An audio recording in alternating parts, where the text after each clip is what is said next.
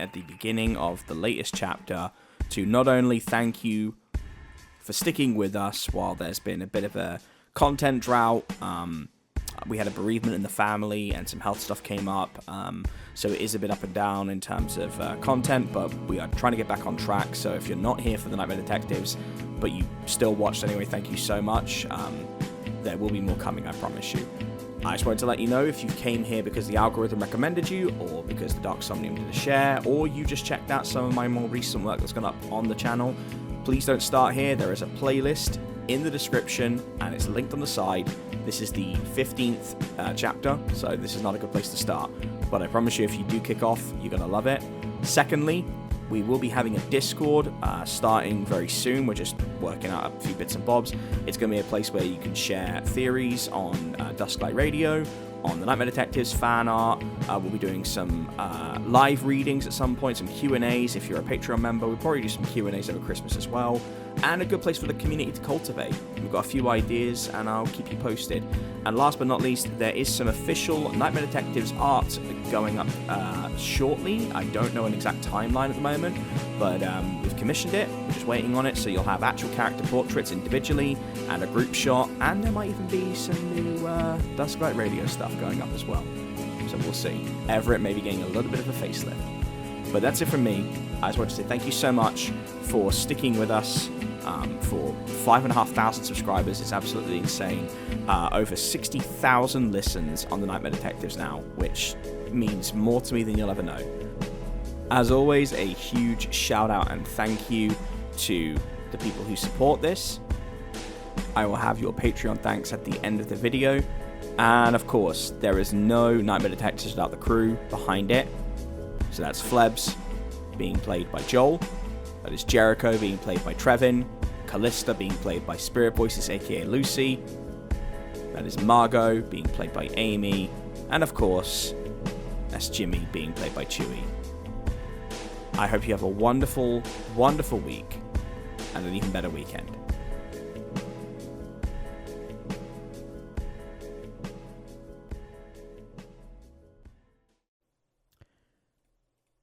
We rejoin our detectives, and well, it's a pretty tense situation. I think, you know, it would be safe to say right now you have your backs against the wall, except for Jimmy, who is, you know, suspended in the air and shackled. And the first thing I want you to do is all roll sharp for me.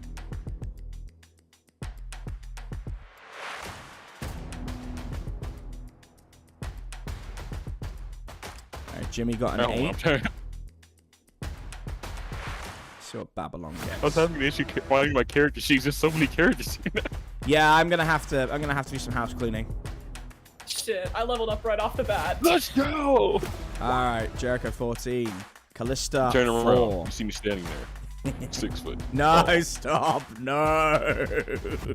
You said that the second TJ started Yeah, the talking. first thing I was trying to do it before he started. I literally almost died. Like, Margot?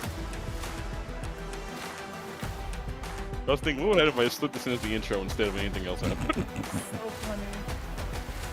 And we'll do one for Dash Stock as well.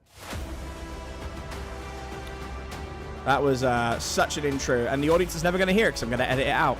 So sorry. I can't have the first thing they hear, I turn around. I'm not having that. No, I refuse. it was on my end. It was like exactly the same time. Like it was Alright. so Turn funny. around. I see you standing there. 6 foot. Tall. Fucking Big. And you muscular. Margot, I need a sharp roll, please.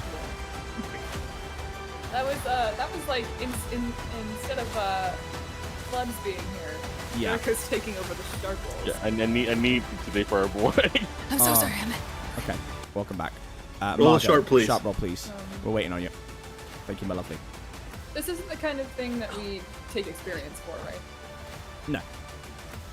I didn't think so. So, the standings are Jericho is going to go first. Mark 2 Dash Talk will go second. Margot goes third. Jimmy, we're going to have you roll to get out of your situation. And then Copy that. and then Babylon stump. So, Jericho. And then me. Oh, and sorry, and then Callista, who got a 4. Jericho, what do you want to do? Is there a way I could roll help out for say Jimmy's upcoming roll to get out of his bindings? You could. I mean, yeah, that would be your turn, but yeah. Yeah, it's what I want. What like Jericho, I feel like would know. Or I mean, you could also be the biggest advantage. You could also roll just to, get him out of the bindings and use your magic. Yes, use magic. Oh, that is great. Let's do that instead. I would love Far be to it for do me that. to railroad, but okay. Okay. 14. Let's go. Wow. Damn. All right. Well, yeah, you It's use your easy. magic. What do you do, Jericho? Tell me what you do. Could I like say Jericho would look at Jim's brains like and just kind of feed lightning through them to make them kind of like either make them mechanical like disengage or like or kind of like or short out to where he could just like pull away from them. They are they've got like these magnetic kind of clamps on them, so I think you could burn them out, and like they just kind of go limp. So yeah, definitely, like they drop. Yeah, exactly. They drop Jimmy, and he goes to the ground, looking pissed as hell. But he is gonna have to wait a minute, because he did get an 8. Deshtok is up next, and he. Okay, he is going to use Mental Dominion. And Mental Dominion is when you gaze into a normal human's eyes and exert your will over them, roll Charm. On a 10 plus, hold 3. On a 7 to 9, hold 1. You may spend your hold to give them an order. Regular people will follow order, whatever it is. Hunters can choose to follow the order or not. If you do, though, you'll mark experience. So this is a pretty mean move, but we'll see what happens. And I'll see who's going to target. Oh, he got a 10. Oh shit. Someone's He actually looks at you, Margot.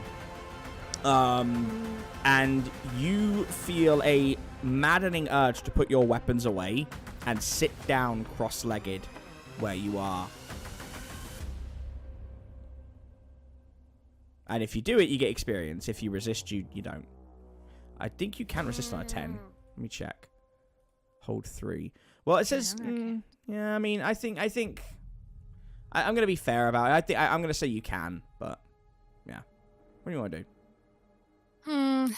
Yeah, Margot will try to resist and, Okay. Yeah. Damn. do that. I should And not have keep the given you that shotgun option when I got a 10, but all right. I'll say, Tej, not to step on your toes or anything Sure. about that, but if she was trying to resist, I think there would be a role involved in that, like maybe That's like a really sharp fair. or You know what? I something. appreciate that. That's a very fair point. That is fair. That does feel fair. I think you should roll Charm because it's a manipulate.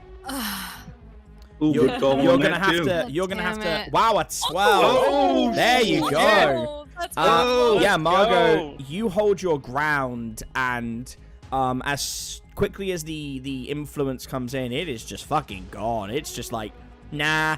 And you actually cock your shotgun, and you take an immediate move against Nishtok. What do you do? Yeah, I will, Yeah, I'll just fire the shotgun and roll to kick some ass. All right, go for it.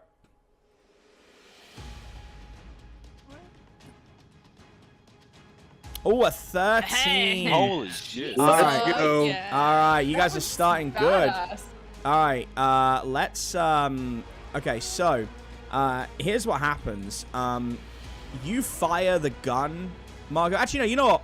You tell me what happens first, and I'll intersperse the story. I don't want to always describe what happens to you. What tell me how this looks. Yeah, Margot's resisted the urge to sit down or whatever, and yeah, she's got her shotgun out, walks forward, and I mean, yeah, just fire center mass into his chest, I guess. Or Okay. tries to. Okay. You fire the gun, Margot, and something really weird happens. The bullets actually go through Nishtok. And he flickers for a minute, and then these bullets smash into some of the equipment behind on the wall where the screens are from where he's come up.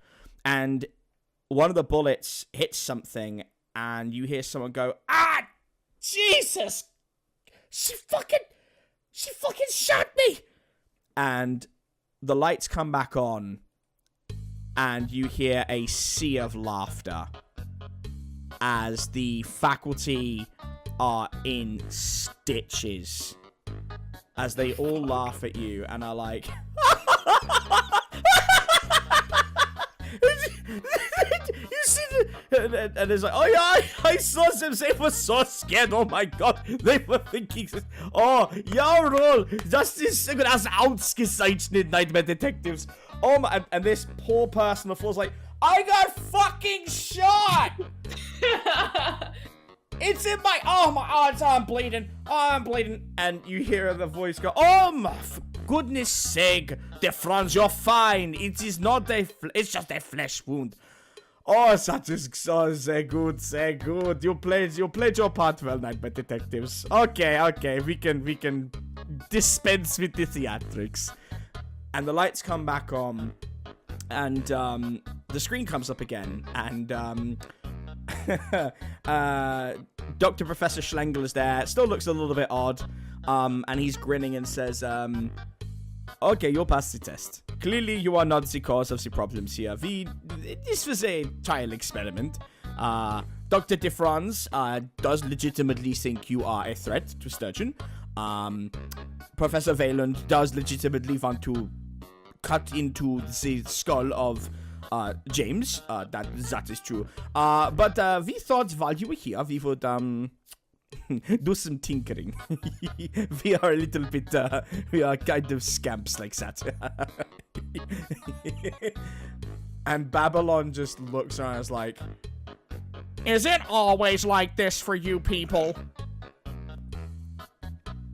More or less. Well, it's usually more killing than jokes, but yeah, more or less.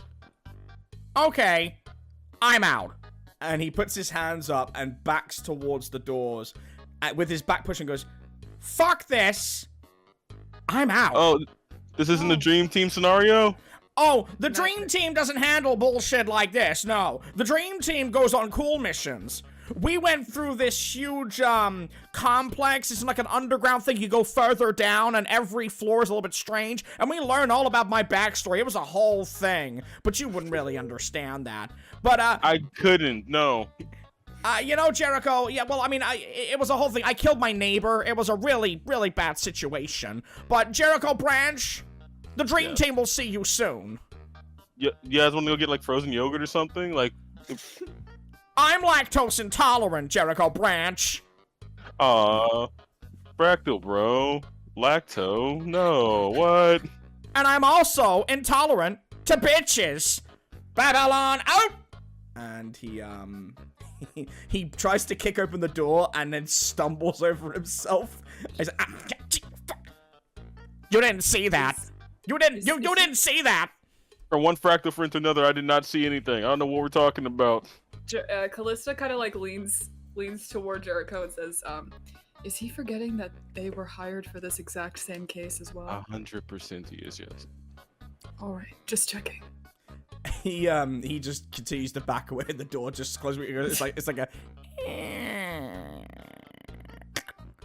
and it's just like, and yeah, you are left in the debate room, and a lot of people are still laughing, and then quite a lot of the others are just taking notes, rapidly looking at you down at a clipboard or on a computer, just taking a lot of info as Dr. DeFranz is being steadily helped up to his feet.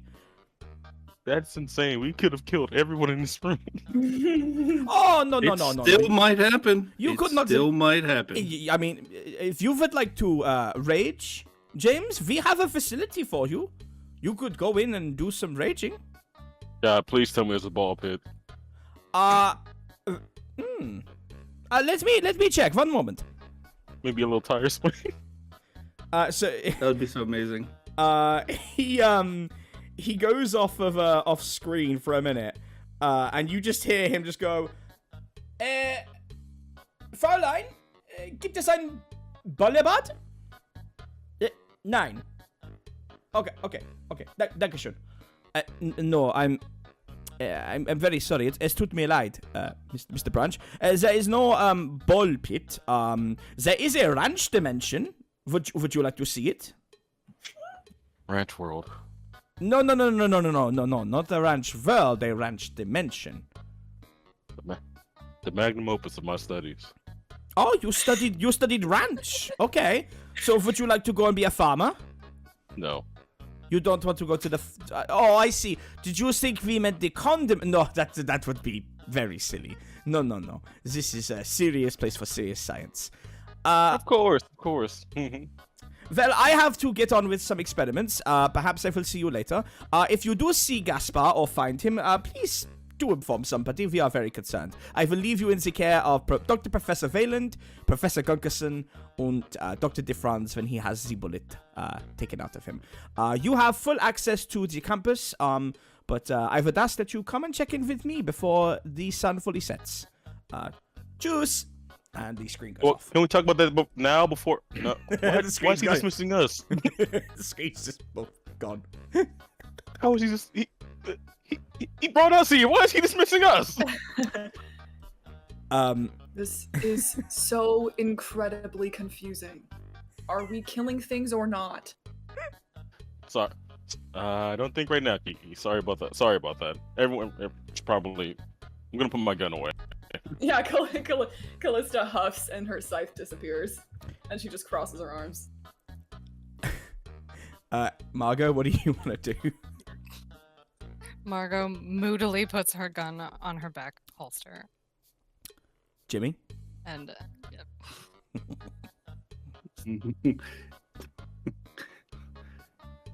Jimmy. Jimmy. Jimmy, no. What have we learned? Jimmy. Remember Hang our on, hold on. training? Out of character, if Jimmy wants to smash a computer, I will. I wanted to like flip some chairs and tables over. Okay, then how about this? You know. How about this? I got the scene for you. Dr. DeFranz is wincing as August takes him under his arm and says, we're gonna go to the infirmary. It's also a morgue. It's the infirmorgue. That's what the boys call it. But why don't you come over there? You can meet our mortician who can give you some more info on what's been going on around here. Why weren't we introduced to mortician at the beginning?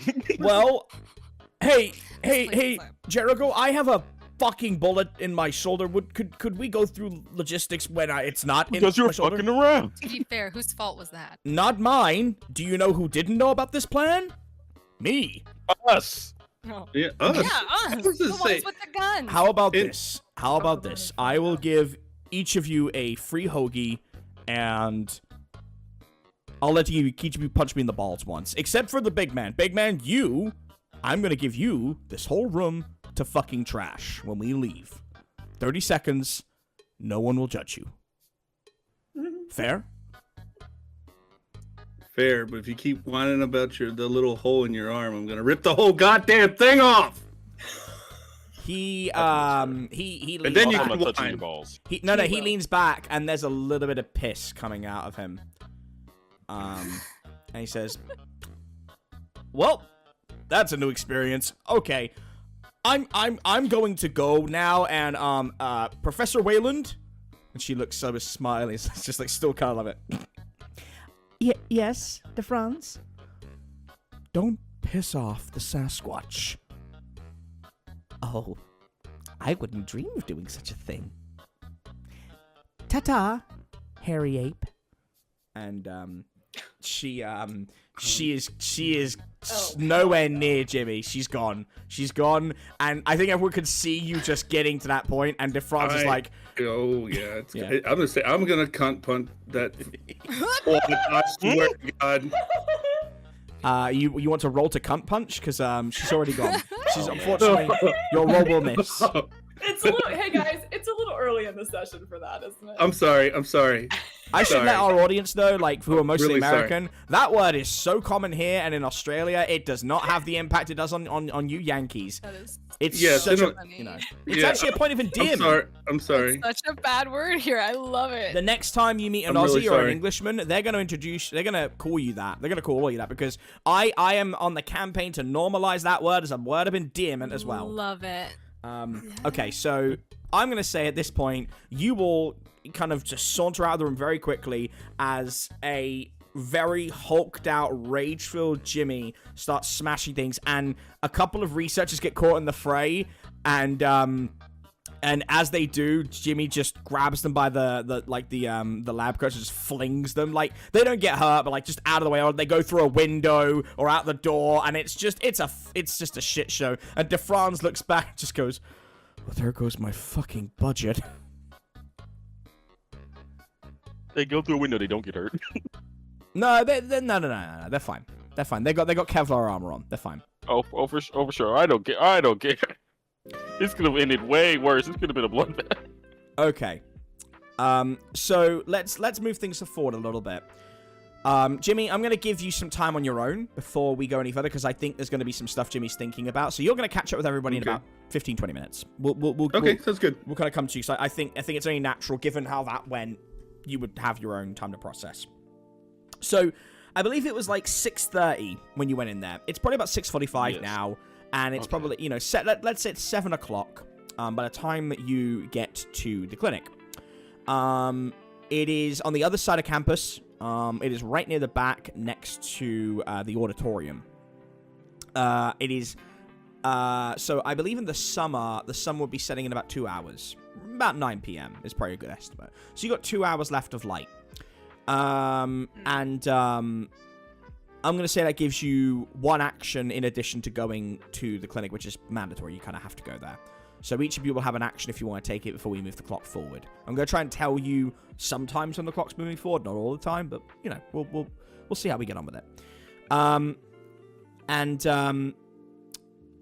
This is a pretty interesting looking building.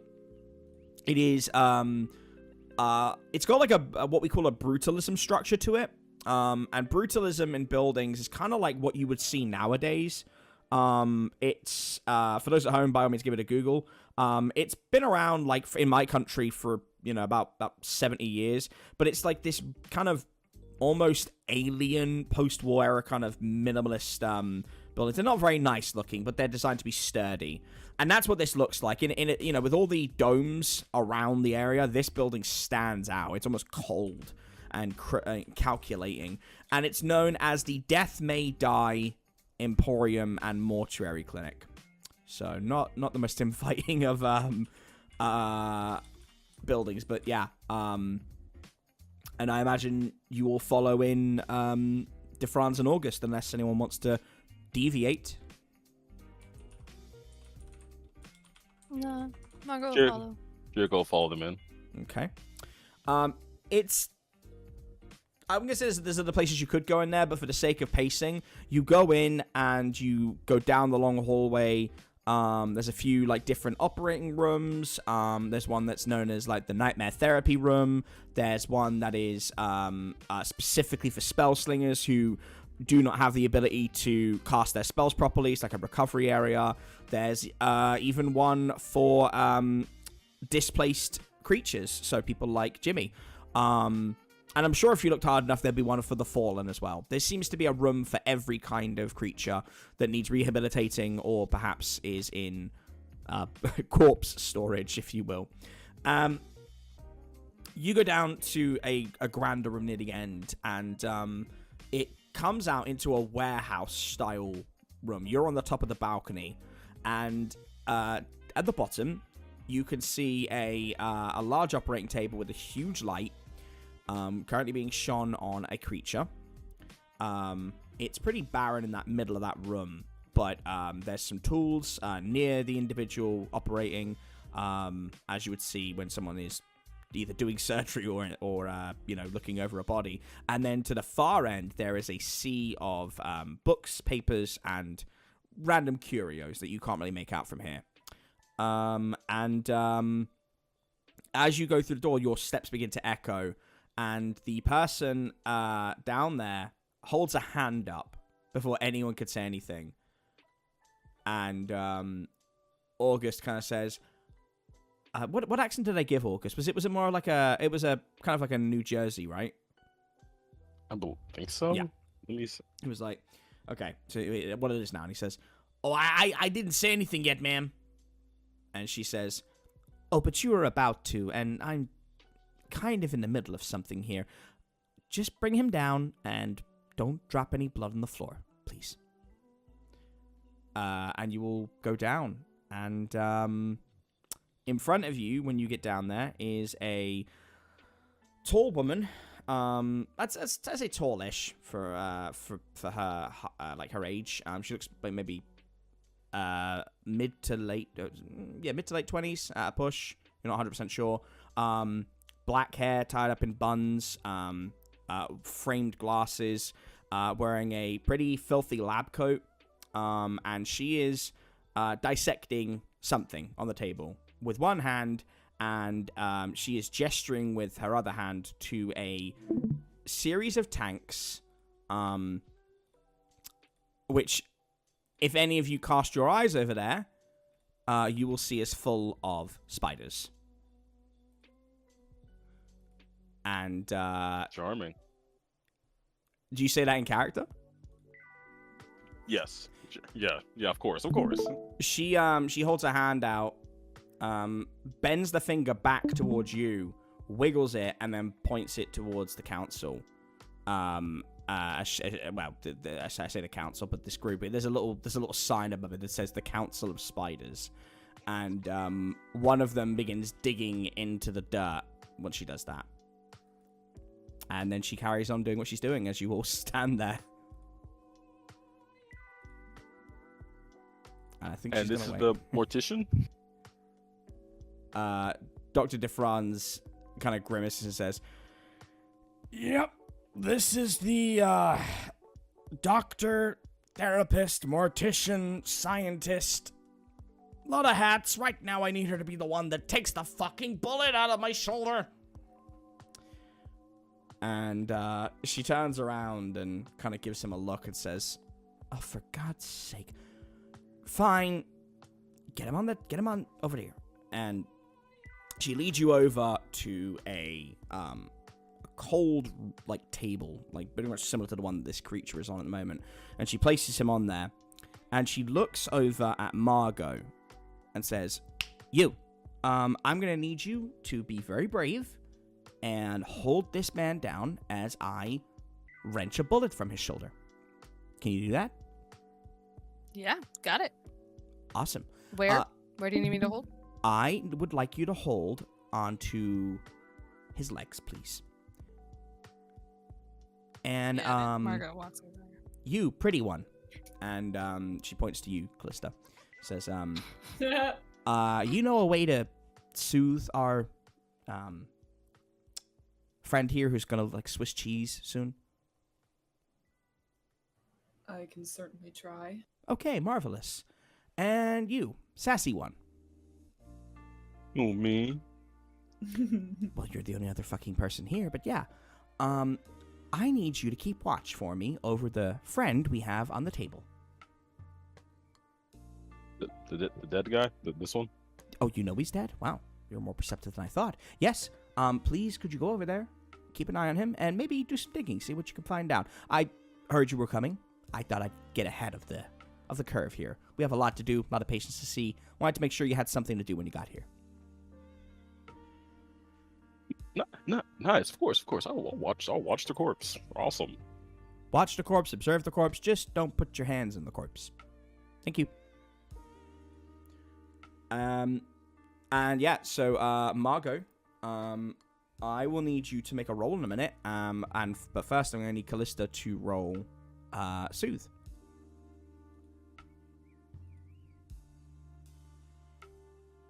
Okay, so it's a mixed success. Okay, I know what happens. So you put your hand on Defran's and you simply say peace, and he becomes very relaxed. And Fala, I should have said, excuse me, her name. So she kind of looks at you and says, well, that's, wow. I wish I knew that when I had a really rough day at work. Fala McNamara, it's good to meet you. And she holds out one hand while she is literally pulling pliers and getting them ready to grip into the wound on his shoulder.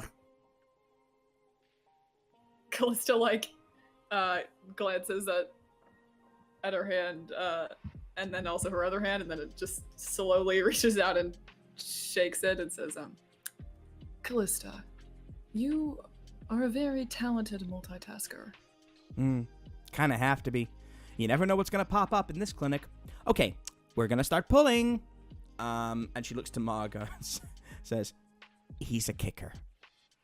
Margot, I'm going to need you to roll tough, please.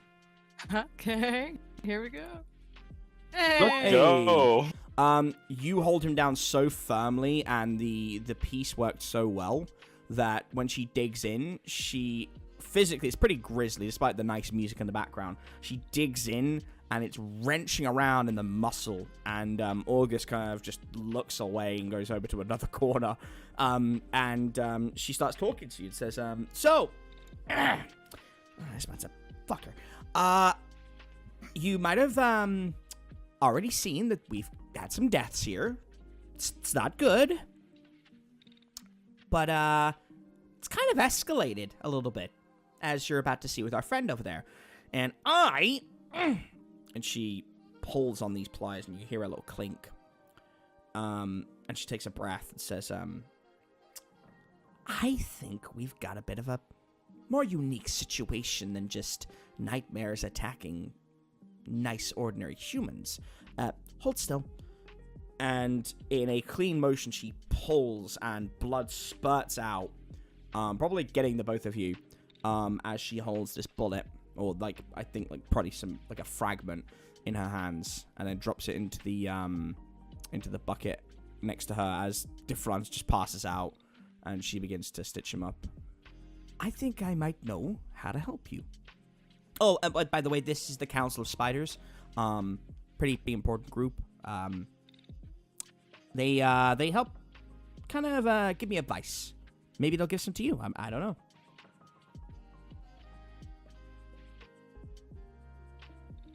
Hello, esteemed council. Not you. You pay attention to what you're looking at. Not you. Okay, fine. Jeez. She's very much like wagging her finger. Like, I think she just doesn't want you to take your eyes off of what you're seeing there. That's all. But she gestures to the two of you and says, this is Madame Rumble. That's an Aphapelma Chalkades. That's the comical Duke Strasbourg. That's a Theraposa Blondie.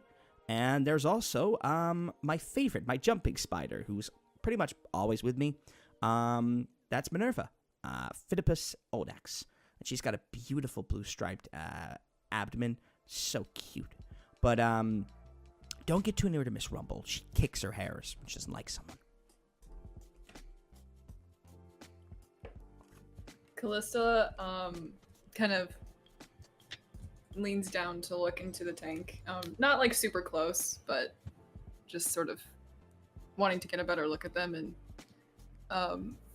she says, these are very interesting. I'm not sure if I've seen these species up close like this before. Make a shot roll.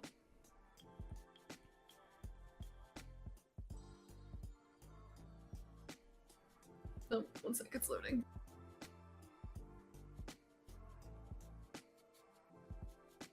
Okay. Yeah, you probably haven't seen them before, but the one you're looking at, Duke Strasbourg, he kind of stares at you and taps his front legs rhythmically. Almost like he's trying to talk to you, but you aren't really able to understand it. But you definitely don't think you've seen a spider like that before. Interesting. Yeah, I think Callista is, like, not freaked out or anything. Like, she's genuinely interested in them. Yeah, that makes sense. Margot, what about you? Same. Margot just kind of goes up and goes to look at them. Yeah, she's familiar with spiders, but hasn't obviously seen anything like this before. But she's really intrigued, I guess. Okay. Do you want to get a closer look, or are you happy just observing? Yeah. Can I get a? Yeah. What do I need to roll to get a closer look? Again, I think it'd just be a sharp roll just to see if you notice anything. Okay. Not really. No. You get a bit closer, and Miss Rumble digs into the sand a little bit, or like the dirt around there, and starts kicking it up. And you're a bit worried she's gonna kick some hairs at you, but she doesn't. She's just kind of she's just kind of fascinated by you from the looks of it. But yeah, it doesn't seem to be anything too unusual. So. Yeah, we'll leave that scene there for a minute. Let's go back to Jimmy.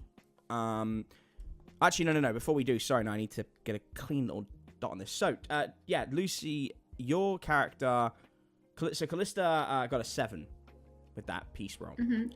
Jericho, you're staring at this monster while this is all going on in the background. What do you want to do? Besides, can I roll, like, I guess, investigate mystery? Yeah. On it? Yeah. Ooh, wow. 13. God damn. Okay. Nice, Jericho. I guess I kind of want to ask as one, or like before asking like the actual like investigate mystery questions. What am I looking at exactly here? You are looking at a leshy. You're looking at a very old leshy. There's a set of files nearby, and it estimates that this is about maybe 950 to 1600 years old. Male. Extremely large for its kind. It is about 14 feet from head to toe. It's got chains wrapped around its body, whether they are ceremonial or part of its outfit or put on it by someone else, you don't know. The chest cavity is it being in the process of being cut open. Hasn't been done just yet. But it looks like whatever killed this thing took its very essence. Like, you wouldn't want to say soul, but it looks like the life force within this creature is completely gone. So that is what you're looking at. Actually, it's fair, because that's actually what I didn't realize. That's one of the questions on investigate mystery. What sort of creature is it? Mm-hmm. Awesome. Yeah, you got more than that. Can I ask what's being concealed here? Yeah, what is being concealed here is something inside this leshy, something that gives you a good inkling as to where you're supposed to go next. And you get the impression Fowler already knows that. Not in a sinister way, just she might have already made those decisions to look into it and is simply just waiting to see what you and the group figures out. Okay, awesome. Okay. After saying that, if she won't just instantly tell him to shut up or like keep looking at the corpse, Jericho wants to kind of ask the doctor. So, what did you learn from our friend here? Well, The body. I'm talking about the body. Before she can answer, as you start asking that, she kind of is fish wrenching this bullet. the body starts to kick. And that is possibly a direct effect of Callista's peace magic. And we're going to move over to Jimmy for a second. So, Jimmy, we are in the aftermath of you just ripping and tearing everything around you. And I imagine you are now sat there in a bit of a huff, pretty exhausted and angry.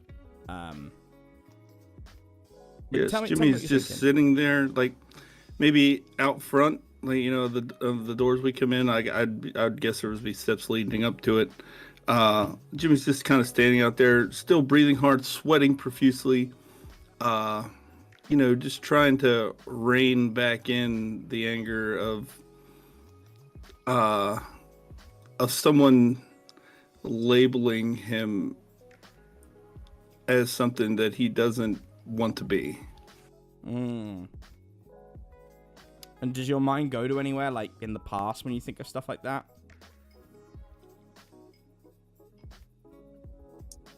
I would.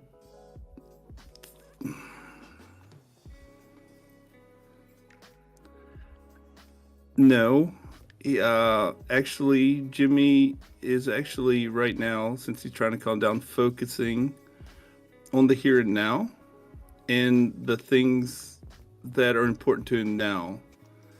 Like he's focusing on his friends because they keep him from being the monster that everyone knows he can be, but they keep him grounded. Mm-hmm. They keep him honest. Okay. What would you like to do? Do you want to go straight on to following them? So I wanted to make sure I gave you that time to process that in case there was something else that you wanted to do or think through. No. I just wanted to break a whole bunch of things, and then I think I would follow the group over to the mortuary medic place. Okay. As you go out, and there's a lot of people just kind of still taking some notes, but staying the fuck away from you. As you go out, it's only been, a couple minutes, maybe 5 minutes. You go out, and one of the very scared researchers points you in the direction of where they've gone. I would like you to make a weird roll for me.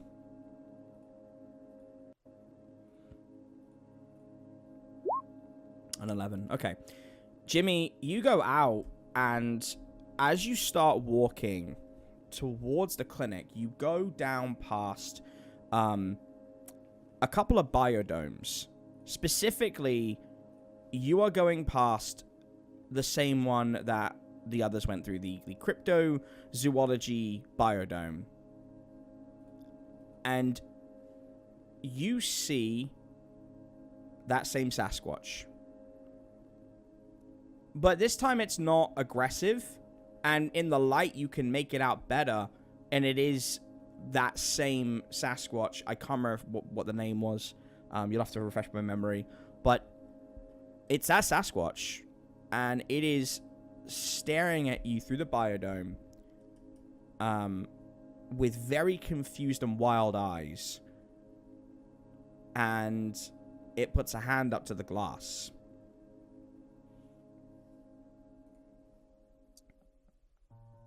Jimmy's gonna walk over to the glass as well and put his hand on the outside of the glass in the same place that the other Sasquatch has his hand. When you do that, a profound sadness overcomes you. And you're not really sure what it all means in the moment, but you feel what this Sasquatch feels. And before you can do anything else, something in the dark and the underbrush wrenches it away. And in an instant, it is gone.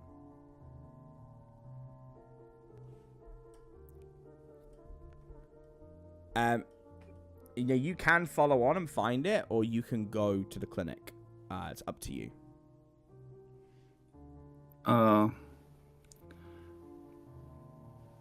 think Jimmy will head onto the clinic to meet up with everyone else, and he will tell them what he'd seen on his walk over. Okay. When you go into the clinic, how are you reacting to what you see going on down there? So I'm coming in and I just see like Jericho standing there over top of the dead Leshy there. Yep. The two Margot and Callista are over next to the Council of Spiders, and then the good doctor she's just standing over the professor still, right? Mm-hmm. Okay. Well, I don't think I'd have any kind of reaction because, I mean, I know this is like they said, this was the morgue/clinic thing. So I would have no reaction. It'd be just a normal reaction to a sterile environment. Okay.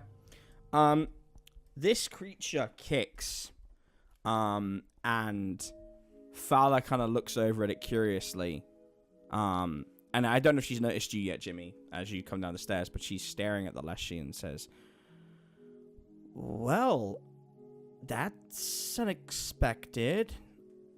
Winged one, are you able to raise the dead?" Callista also turns to look over and says, "Not to my knowledge, no." Well, there's something about you, that's for sure. Okay, gang.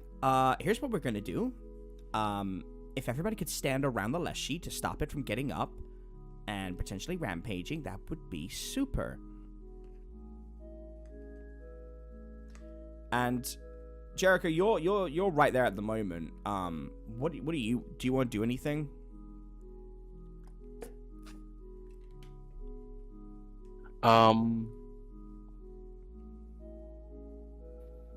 In the moment, is there a way I could like?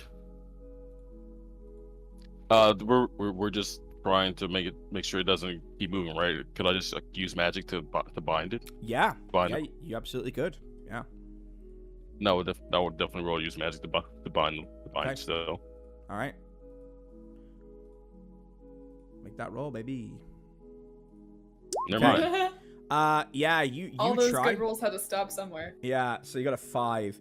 So you try, and you don't know whether you're juiced out from using the electric on the manacles for Jimmy, or maybe whatever is pushing this thing to move is just stronger than you, but it's not working.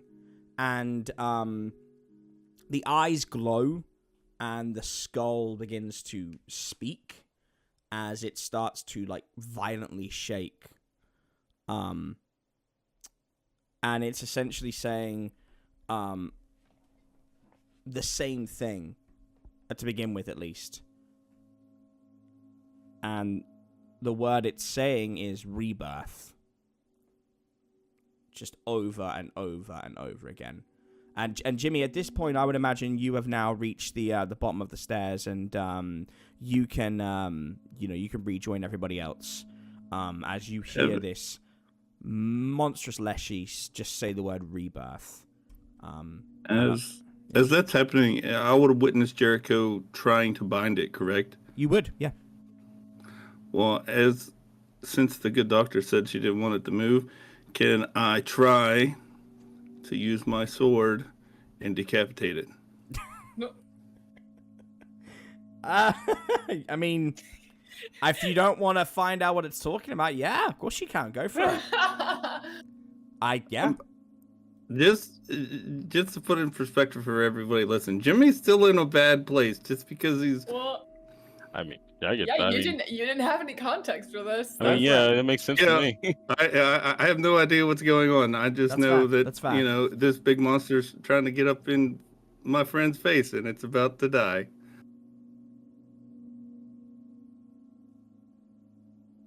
Can Margot step in between Jimmy and the Ooh. Leshy still? You could. I'm trying to think what you would roll.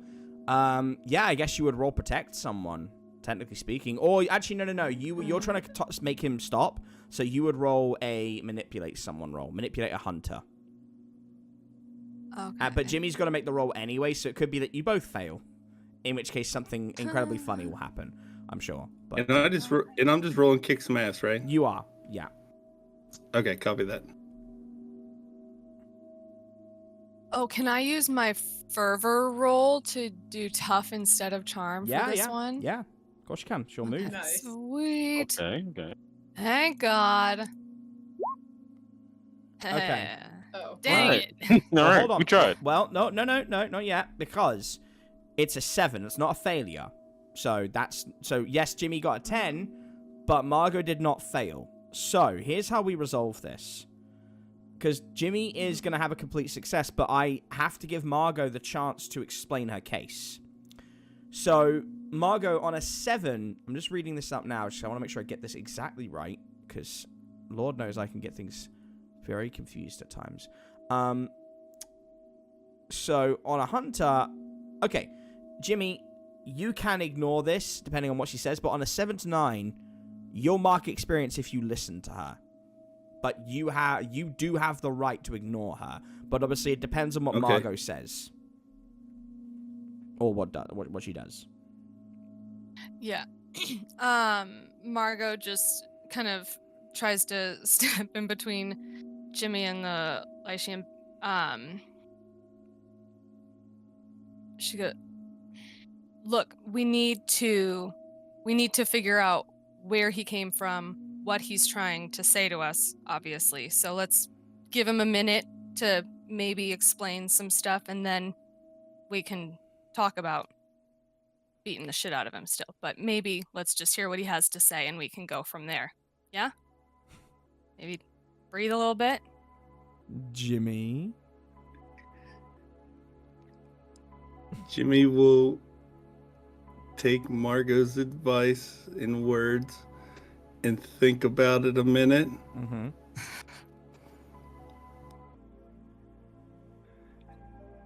And he'll give it a minute before he decides to cut its head off. Okay. Okay. Thank you, Jimmy. Okay. Okay, you meant, okay, I thought, sorry, Yeah, I thought no, you meant, yeah. I thought you meant you'll stop, think, and then do it anyway. I just realized what you meant. Okay. No. I really thought about that. That's why it was a whole dramatic pause in there. Of But course. no, Jimmy will listen to Margot and he will step back and wait. Okay. Okay, so Jimmy, you take that step back and you have a breather, and as you do that, Fala observes you, and it looks like she's about to say something to you, Jimmy, and she thinks better of it. And she simply says, "You're big." I get that a lot. Yep. Well, let's find out what this fella knows. Do any of you want to do the honors?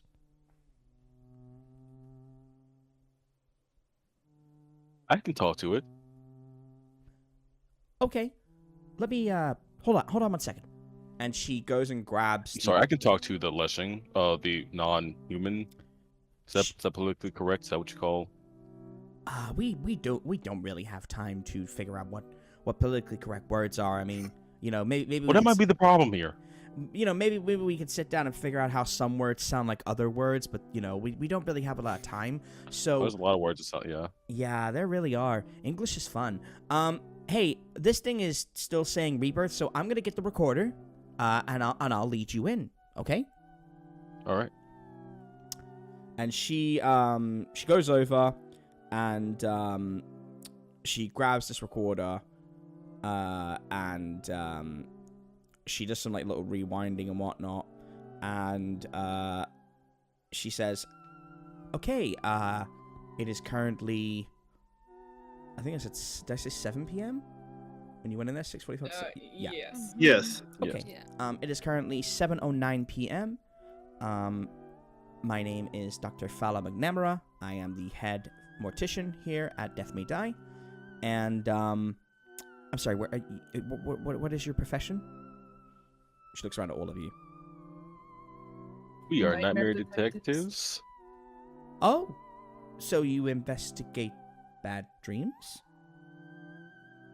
Among other things. We do a lot of things. Some of them really aren't even noir based, I would say. Huh. Sounds fun.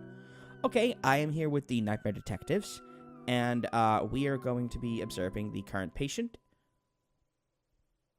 And she grabs some, like, notes that she's made, which seem to be, like, pretty hastily scrolled down. Like, there's a lot of, like, I suppose, like, the, like, messy handwriting, and, yeah, it's just kind of messy. She goes, okay. Patient number 621B. Leshy, male, middle-late aged, most likely in the late 900s up to the 1600s. Thick black chains of the joints were seared onto the green moss-covered flesh. The branches and foliage that adorned the body have been pruned, ripped out, or cauterized. Not a single leaf was spared. Every edge was furled into a strange plastic. Over the head was a series of small indentations, likely allowing for something to be inserted. Unknown cause of death at this time. 621B has reawakened. This is likely used through animate magic. Possibly a message was stored inside the Leshy. Before we dissect further, I will pass over to Jericho Branch to do some preliminary questioning. Certainly unusual. So then, do I speak to you, or do I speak to the recorder, or towards the lishing? How about speak towards the Leshy. I'll hold the recorder out. It will catch the sound, as these are quite good these days, and I will just let it capture the ambiance. All right, cool. Jericho will face the Leshing and start like talking towards it.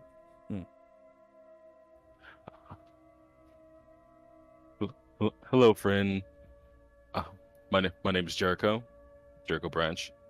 Rebirth. What do you mean by that? And also, can you say any other words? Just if you need anything, just keep saying it over and over again. Like rebirth. You need rebirth. You want rebirth. Which one of those two is it? Not want or need? Which one is it? And Fala just whispers, "This is going so well." I love that every time Jericho does an interrogation, he starts by asking 6 different questions at the same time. It's like he wants to overstimulate the corpse. It's great. And that is not a phrase for the internet to enjoy. Okay, Jericho, what do you want to roll for this, bud? Basically, is there since it's like speaking now, is there a way we can do this like magically? Like, is there a way we could? No, because it's already being imbued with magic. So, Callista inadvertently caused it. Oh, got you. Would it be manipulate someone? I'm not sure how coherent like it is for that to actually work. Let's have a look at your character sheet real quick, and we'll make a decision. Because I kind of have an idea, but I want to see if there's anything in your character sheet that would kind of let it happen. Otherwise, I think it would just be manipulate someone, but you're also technically rolling to investigate a mystery. So, I think this is gonna ballpark. If I'm being honest, I think this would be an investigate a mystery roll. Gotcha. But you could. How about this? All right, I got an idea. If you want to try and get the magic to center on you, or to go bypass this situation, you could cast some magic first, and then that can inform your investigate a mystery roll, maybe. Which I am playing very fast and loose with the rules, and like I've said a few times, I'm sure hardcore players fucking hate me for that, but narratively, that's probably what would do. I don't think you could supersede this magic, but like I think you could influence it. Underneath for investigate mystery, going towards investigating a phenomenon. With the role of what could fix it, cure it, or slow it down work in a sense. Yeah. It seems like this, and then, yeah, and then you could ask the other questions. Yeah. Awesome. Let's go for it. Roll that dice, baby. Okay, got a 9. Now on a 9, let's see. What would the 9 be? Is that under advanced or is that phenomena? It's a different category from advanced, but I was wondering that too. Okay, so how does it define? Oh, it's just a part of the standard. Okay, so all right, that's fine. So I believe you're gonna get 1. Yeah, you'll get 1. So what would you like to do with that 1 question? Could I ask what could fix it, cure it, or slow it down, or I guess in a situation like what could? Oh shit! Hold on. Right? Yeah. Maybe. I mean, you guys can confer with each other, and if you want to do that as well. Well, we know how it's doing it, right? Like we know it's off of like why it's been pseudo brought back to life. Well, you're making. I mean, I suppose you're making an assumption that because of Callista's piece, it had a reactive effect, but you don't really know for certain. I mean, you could ask that, but it's also, and again, it's down to what Margot, Jimmy, and Callista think. But is that the most pertinent question?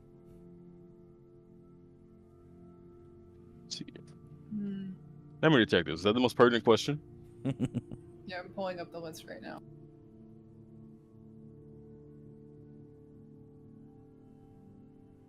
It's the investigative oh no, we're on investigate phenomenal. Which one are we on? We're kind of in the category right now, investigate mystery, which investigate phenomenon does fall under. We're just kind of trying to see what the best what's the best one forward course of action question is. Yeah.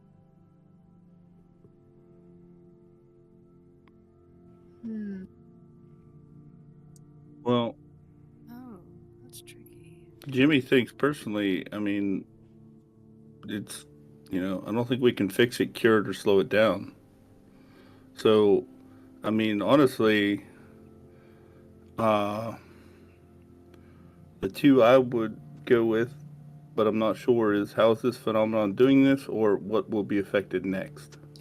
Yeah, it kind of seems like, I mean, this is just operating on our current assumptions, but if it's a message sort of situation, it kind of seems like it's going to get the message out and then probably Go back to being dead. Right. So I don't know about fix it, cure it, or slow it down, just because I don't know if that is relevant to this. Yeah. No. Oh no, but both points make sense. It's fair. But how is this phenomenon doing this?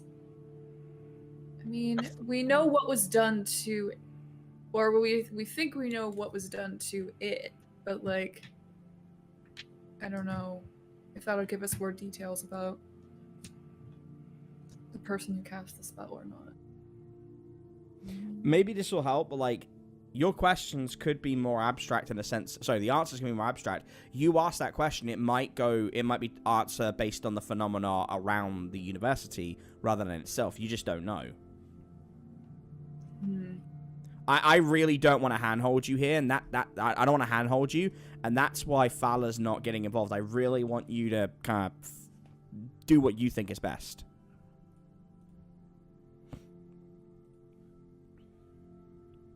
Okay. Remember, what I will say, you have rolled for investigate a mystery. You don't have to do investigate a phenomena. You're choosing that. You don't have to go for that. So you know, you could ask anything on that list.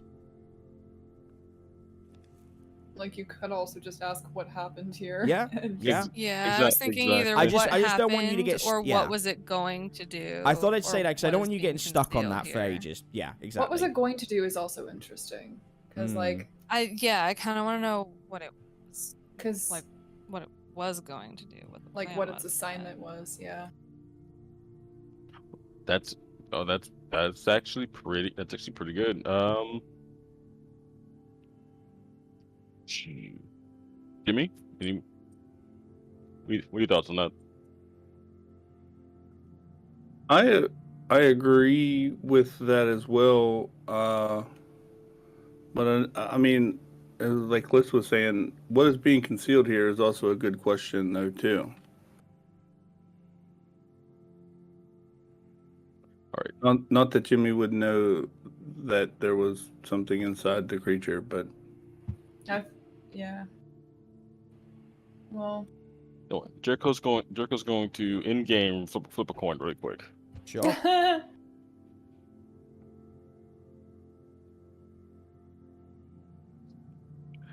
You need a coin? What was it going to do? No, I decided what sides meant what, and then I forgot what sides meant what. Yeah, like what was it gonna do or what happened here? Yeah. What was what was it going to do? Is the question I'll ask. Okay. Do you want to phrase that differently, like how Jericho would phrase that to get a little bit more out of it, or are you happy just asking that straight?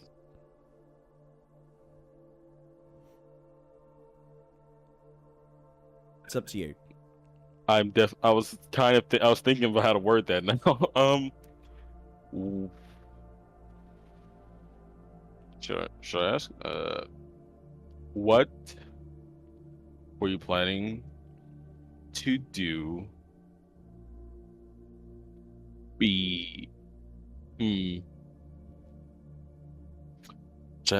Okay, another nightmare detective huddle. Should I ask what I was going to do before it was like before it was in like the research lab, or before it was here being dissected? Fala is holding the recorder over you, going, "This is fucking gold."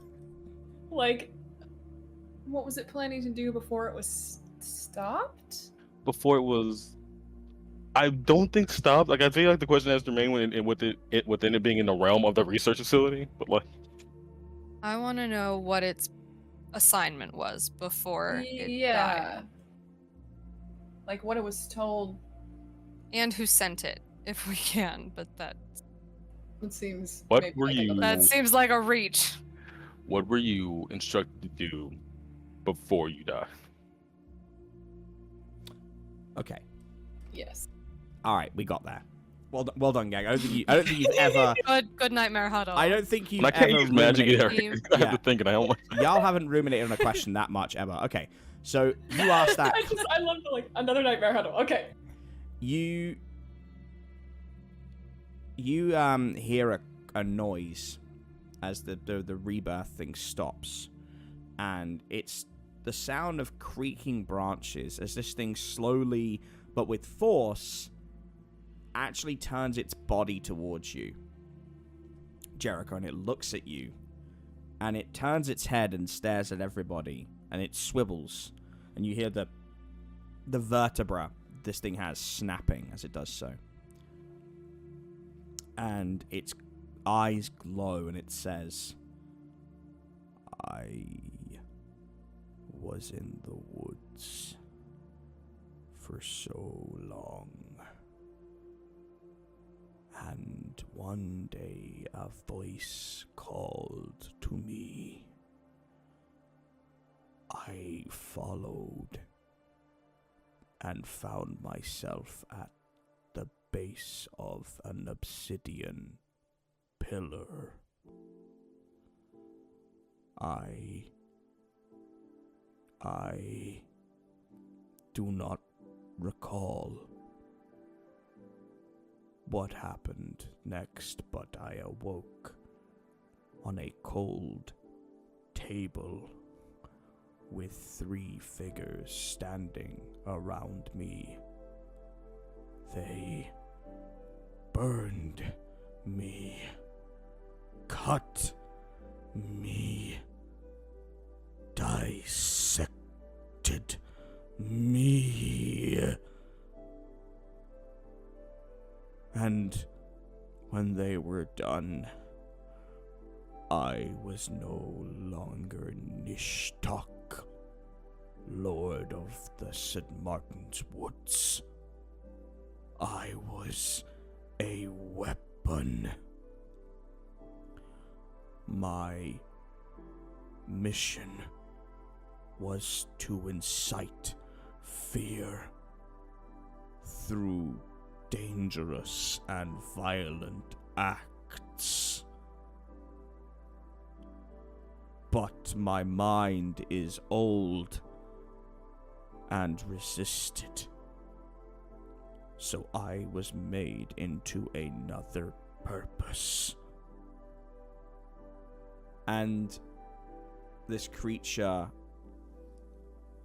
reaches its bony hands out, or one of them I should say, and points at its abdomen or its shaking and says, "It hurts. I want to go back to the woods. Why did they do this? I bothered no one. I hurt no one. I simply existed." And the hand drops and the light fades. And the Leshy goes limp.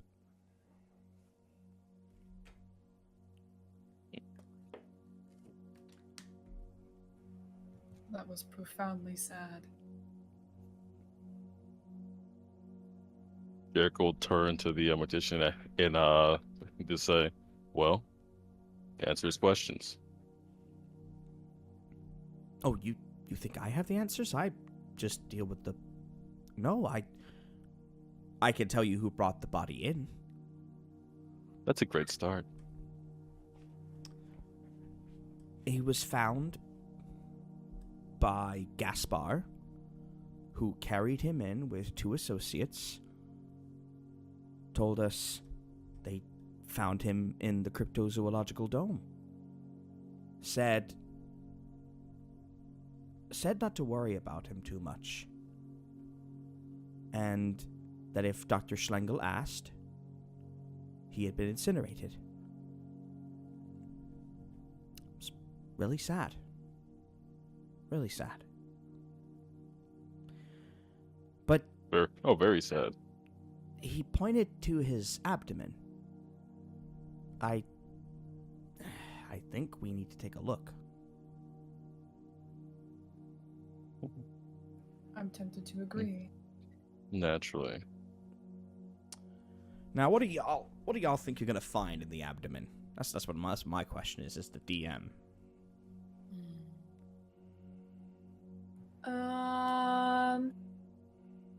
I feel like, well, this is obviously just a guess, but I feel like it might have something to do with what we found with the other victim before, like the coins and the stuff that was missing from her person, I guess. I don't know, like we've seen things left behind and also taken, and Thinking like either some kind of device or like maybe like magic sigil, like, or like that either can compel or like do like pseudo mind control, kind of maybe something that something that would have caused an effect similar to the Sasquatch for the from the other incident. Okay. Margot?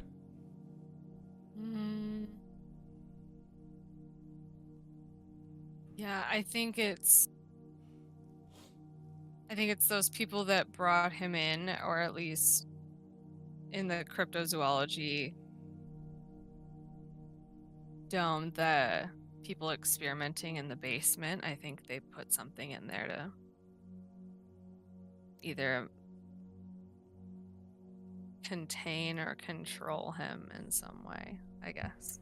or to get something across to us, because it seems Yes, like he was or a meant to, message. like, yeah, he was like giving us a message, That and was it feels my like other guess. it feels like he wouldn't have been allowed to, or he wouldn't have been like programmed to do that if it wasn't something for us. But I Okay. don't know. Jimmy? Jimmy is gonna shoot it off the wall right now and go with, it's gonna be a little Leshy for his rebirth. Oh. Wow. Makes sense. Jimmy's That's a just good shoot, guess. Jimmy's just shooting it off the wall here. He's shooting off the hip. Actually, that's a really good one, though. But it Okay. could be like a seed or something like that for his rebirth. Okay. Damn. Well, you're all somewhat right, but okay. Let's find out. Fowler puts on a visor and she gets some tools, some pretty gnarly tools to crack open the Leshy's chest cavity. And what you find inside is unlike anything any of you have ever seen. Because inside this Leshy is a model city. It is miniature. It is carved out of the wood within him. And it is pretty sprawling. And you can tell pretty much immediately it's been done by magic and probably science. And you see little individuals, little hooded individuals with red eyes. Some are going about their day. Some are hiding. But the majority of them are congregating in a little town square deep in the pit of this Leshy. And they are surrounding a circle. A sigil. The same one that is on the head of the Leshy. And the light is beginning to fade from it. And in the middle is a seed. And... Let me think about this. Each of you make a weird roll. Oh, man. Do you say anything as you're looking at this, by the way? Do we is the little cities like recognizable to us at all, or is it like a mini sturgeon inside of his chest, or just like a city that we don't know at all? It looks like a mini sturgeon. Yeah. Okay. Oh, that's Hmm. the highest weird roll I've ever. All right, so you all got mixed successes. You all see them turn their gaze up at you, and the one at the base of this municipal building, whether it's a temple, a government building, you don't know. It says something. It's almost inaudible to you. And each of them holds up something, takes it towards their hood, and one by one they all scatter into dust. And this city crumbles and deconstructs itself until there is a hollow cavity remaining and a seed. And under that seed, or next to that seed, are 2 silver coins. Yeah, we were all kind of right. Fuck.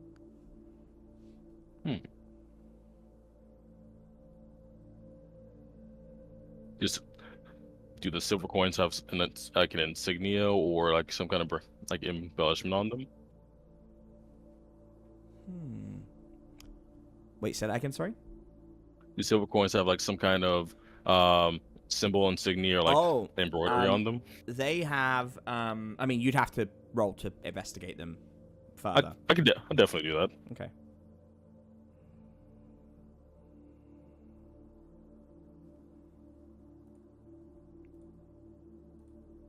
Okay, a 9. Yeah, 9. They are identical to the ones that were found on Carly's body. And they have the same sigil that is on the top of the Leshy's head, but you don't recognize it. You just know that it's there.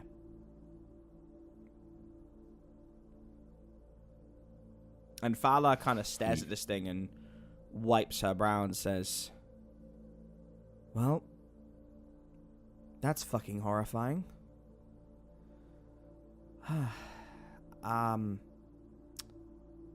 You know, if you guys want to take the coins for evidence, that's fine, but do you mind if I hold on to the seed while I figure this out? Kind of need to do my paperwork.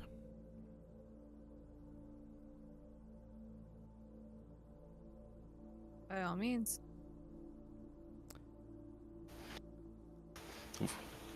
We'll take the coins. All right, well, you might want to go and, I guess tell the guys upstairs. I'll, you know what, I'll catch you up in a little bit. This is a lot. And, DeFranz, he needs tending to as well. Where's his assistant? Where's August? And sure enough, you look around, and August is not there.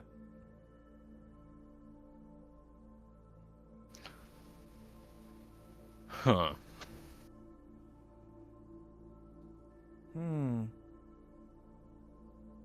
Maybe he doesn't like blood? I mean, he was looking away when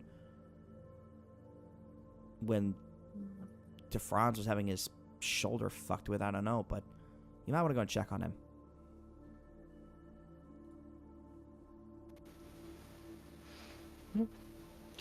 Capital idea.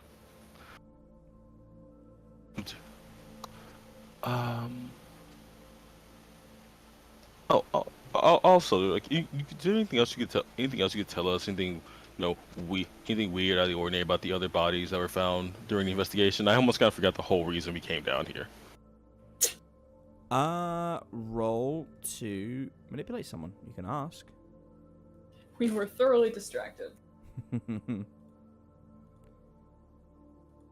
I'm gonna make Jimmy do some more rolling. Never mind. Jesus. She says, no, not that I can recall. I mean, all were found with coins. You already know that, and yeah, I mean, I have the basic patient file, and it's just got the stuff that you already know. So to recap, that would be Raucous Crash, who was crushed. Sinclair Davis, who was chopped up. Jimmy Whitefield, who was suffocated. Marigold Sue, who was shocked to death. Sergei Paplikov, who was burned. And Kali, I don't think I gave her a last name. Kali Malhotra, who was eviscerated.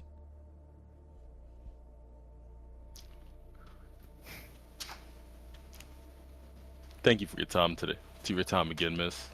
I think we're gonna go find August and do probably a lot of other things. You find anything else out? Let us know. You got it. I'll be in touch. Don't you worry. I kind of want to see this for myself. See how it ends.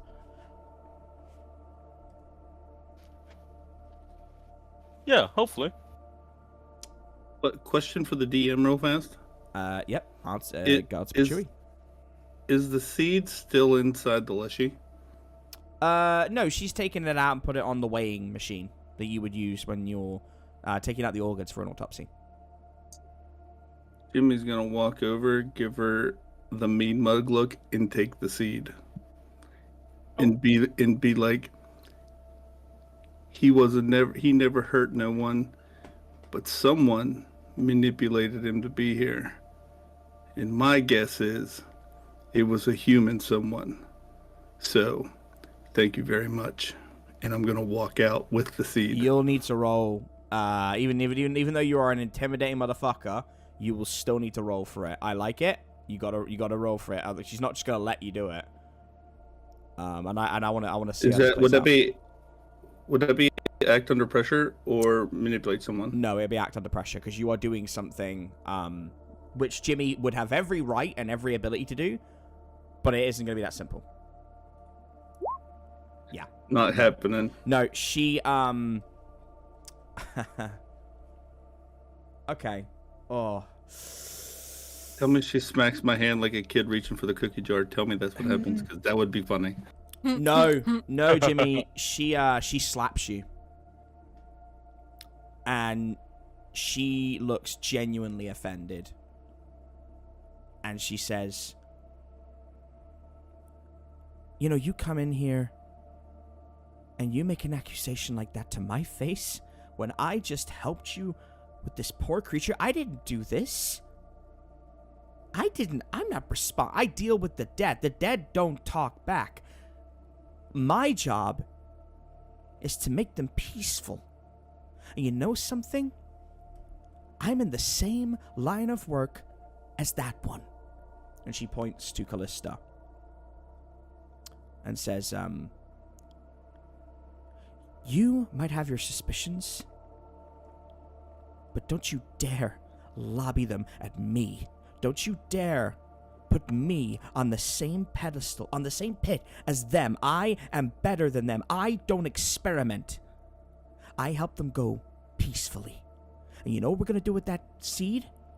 You and I are going to plant it back in those woods, and we're both going to say sorry to Nishtok. And that seed is not moving a damn spot until we do.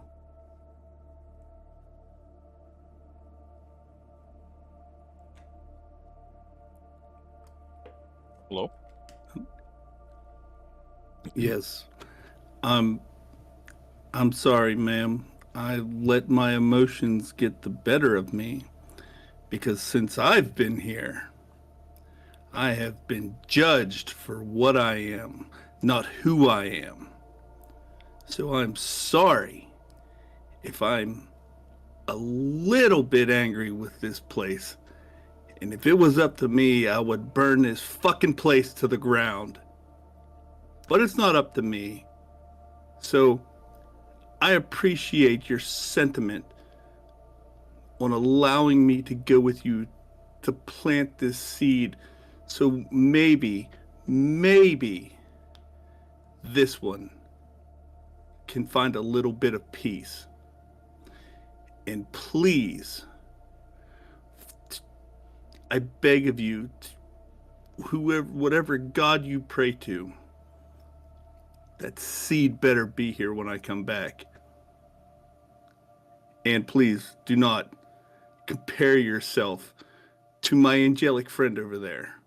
Yes, she may ferry the dead, but you are not on that level. Thank you. And now Jimmy leaves. She watches you leave, and she looks at you, Callista, and says, you know, it's going to be really fucking awkward when he realizes I was being literal. And she clicks her fingers, and D materializes from the tool shop area.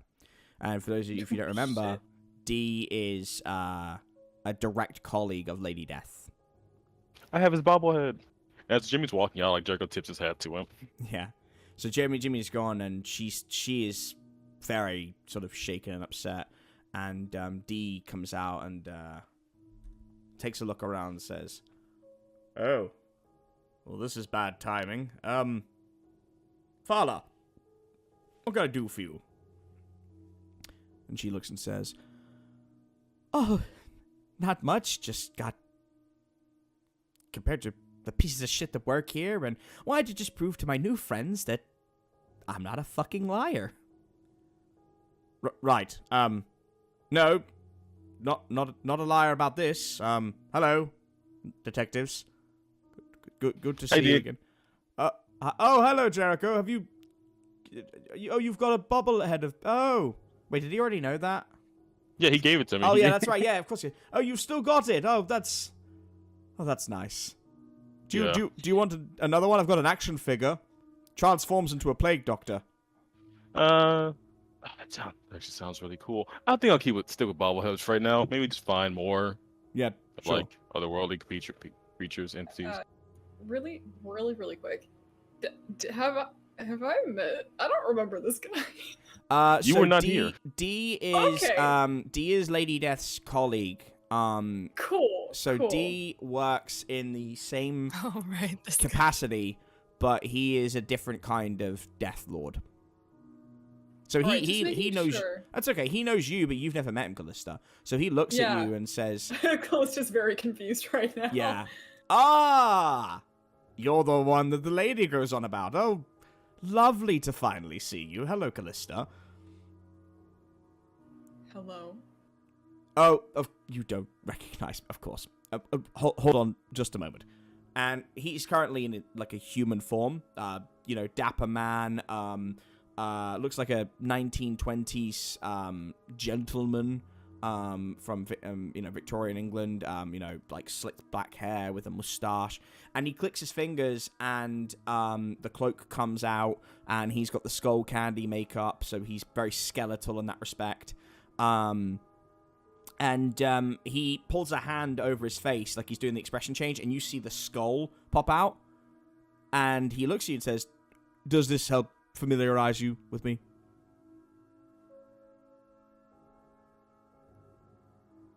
I'm out of character. I don't know. I'm assuming it does. Not really. Because... No. Oh, okay. All he's trying to do is make you aware that he's like Lady Death. That's all he's doing. You've never met him. Callista's never met him before. No. I really only work alongside the lady. Oh, yes, of course. Well, think of it in these terms. I am a colleague, but also a sibling. It's kind of strange. There's a few of us. Different deaths, different areas. Understand. Yes. I understand that kind of relationship well. Oh, yes, I've heard that you've had some trouble with yours. Well, that's neither time nor the place for this. Fala, is there anything I can do for... Oh, that's Aleshi. Right. Okay.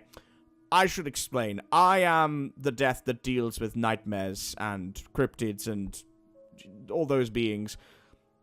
That is unfortunate. Is he... And she shakes her head and says, No, I've got the seed. But the body... Yeah, that's gonna have to... The big man would probably be very upset if the seed went. Right, yes, okay, I'll not a problem. Thank you, Fala. Detectives, I need to attend to this. Hopefully we, won't be, we'll see each other again soon, but, looking at this place, I feel it will be sooner than I'd like as well. Could be. I hope you're wrong about that. Happy tidings, D. Happy tidings, Jericho. Farewell, detectives. And he goes over to the Council of Spiders and, like, gets onto a knee and bows. And Fala kind of, like, takes a breath and calms herself and says, Yeah, we all answer to someone. Even death bows at the Council of Spiders. You don't have to, but if you want to be, inducted into the order, that's, you can. I think you might have to take some urticating hairs to the face, though. It's not good. I'm kind of at my maximum, I think, with orders. But that's fair. So like, do you know that there's like cages there's like rooms with rows of like nightmares just sitting in them, like I guess waiting to be like experimented on somewhere on this facility. What are you talking about? Right. It's crazy. So we opened like this silly little portal. Maybe we shouldn't have done that. As we do. It led to like a crazy big room filled cages and upon cages, and then gets this upon more cages of nightmares. There's some people in the room. I don't know, hooded fuckers. So I guess that's like a great description. But yeah, there's like a whole what do you call it? It wasn't really like a communal thing, so it's not really a detention area. But like there's just a shit ton of them, like just here, living in cages, not particularly happy. If we are going to be allies in this situation, we do have to stress that there was a lot that we have discovered since we got here, and none of it is very encouraging. I think, given everything that's gone on, if you want to bring her on board right now, like, she's obviously on your side, but you're going to have to roll to manipulate, because you're kind of throwing a lot at her, and you have evidence, but you don't have a lot. Like, you're saying, we made a magical portal that took us somewhere, and then there was a bunch of cages, and then there was spooky people, and then there was a voice, and then this Leshy was there with a bionic arm, and then we left. That's... Oh, she never... I mean, I can show her. Sorry, we didn't just leave. I flew everyone out. Oh yeah, sorry. And then you Angel magically flew everyone out with your magical angel wings, and you were like fatally wounded, but now you're fine. Yeah, so I think you're gonna need to roll manipulate someone. One of you is. You both can't. All three of you can't. My charm is -1, so I'm gonna opt out. I think it has to be Jericho for the explanation that she's given. Of that, could I show it to her? Like, No. could I like? No. I can't like say like use magic to like show another place or time. I think you have done a lot with magic in the last in-game 15 minutes, and I think, well, okay, no, you know what? How about this? I will let you, but the clock is going to move forward. Okay, I'll investigate a fucking mystery. You're investigating No, mystery? you're gonna manipulate. I manipulate. Yeah. Sure. Yeah, for that one, my bad. What are you investigating? Yeah. Because if I let you do all this now, like, we run the risk of you going into another magical portal before you're supposed to. Okay, alright. She, Nice. Alright, so she looks you guys over, and, D kind of is attending to the Leshy, but is still listening. And she says, okay, then I guess you need to meet Zephyr. It is, and she takes a look at her clock and says, it is 7:30. In 2 hours, be at the security office, and Muldoon will take you to meet Zephyr and myself. And we'll tell you what we know. We'll share. Is there? I don't want to sound like ungrateful or anything, but like, in 2 hours, that can't be like pushed up at all. We're kind of on a. Jericho, I have a huge fucking Leshy that we need to get rid of, and then I need to tell the faculty where it went. I do not know how I'm going to do that. I am not a spell slinger. What do you mean? D's right there. He's like the deaf guy for your thing. Yeah, D kind of looks and goes, yeah, Jericho, we don't normally interfere. I mean, Callista, would you mind to back me up here? We do not interfere in. Okay, do not put her against me. Okay. We are Grim Reapers, Jericho. We can't just show up to every Tom, Dick, and Harry and say, hello there, we are the Arbiters of Death, and we're going to see you very soon. Some of you sooner than others. Haha, that's a terrible joke. Also, we're taking this with us. It's not good for business, Jericho. It would incite mass panic, yes. Yes, exactly. Thank you, Callista. That's kind of what he just did. That's kind of exactly what he just did. I didn't say to you, Callista. Okay, I see that joke. This is why we don't tell jokes. Possibly why Callista gets on so well with the three of us, because we're all sort of in a weird humor space. That joke has not landed in a long time, especially when there are multiple people. I promise none of you are going to die very soon. Jericho, we can't... Jericho, you work in a very high-risk job, let's be honest. I mean... Oh, yeah, fair enough. We can't exactly... I can't dissipate. I need to... This is a sacred body. It can't be left here. I have to take it. That is part of Fala's pact with me. It is her job. She agreed to it. Part of her conditions. And Fala shoots him a glance, and he kind of goes, well, look, the point being, it has to go. And Fala says, and I can't exactly just... Look, it's clear you're a good talker. I can't bullshit like that, okay? There are a lot of people who are going to say, how did the 5'5" pencil-necked spider worshiper move a 14-foot tall Leshy on her own? I need to figure that out, Jericho. I'm sorry. And also, Zephyr isn't here. Zephyr's not here. They're in the woods. I need to radio them discreetly. Okay. Yes. Fair. My apologies. You seem like the kind of guy that asks a lot of questions, so I thought I'd give you a lot of answers. That's all. Well, no, they really weren't good answers, but yes, of course, that's fine. 2 hours, got you. We can make that happen in 2 hours. Be like 9:30. Awesome. Closer to dawn. Awesome. Well, I He mean, He yes. starts walking out the room. And he's like, well, time is a straight line. Okay, bye, Jericho. Look after the bubblehead. Uh-huh. I think before everyone starts storming out, well, unless Callista or Margot have anything to say, we'll sort of continue the scene.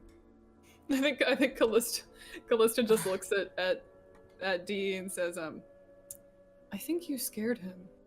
Yes, well, I would assume Lady Death scares someone from time to time as well. We're not exactly we have our moments. I will apologize later. That's why I gave him the bobblehead. I will make it up to him somehow. Oh, don't worry. Lady Death has done her fair share of scaring as well. Yes. Since we've been here. My sister is far better at it than I am. I feel she's turned it into an art form. She's very graceful in that respect.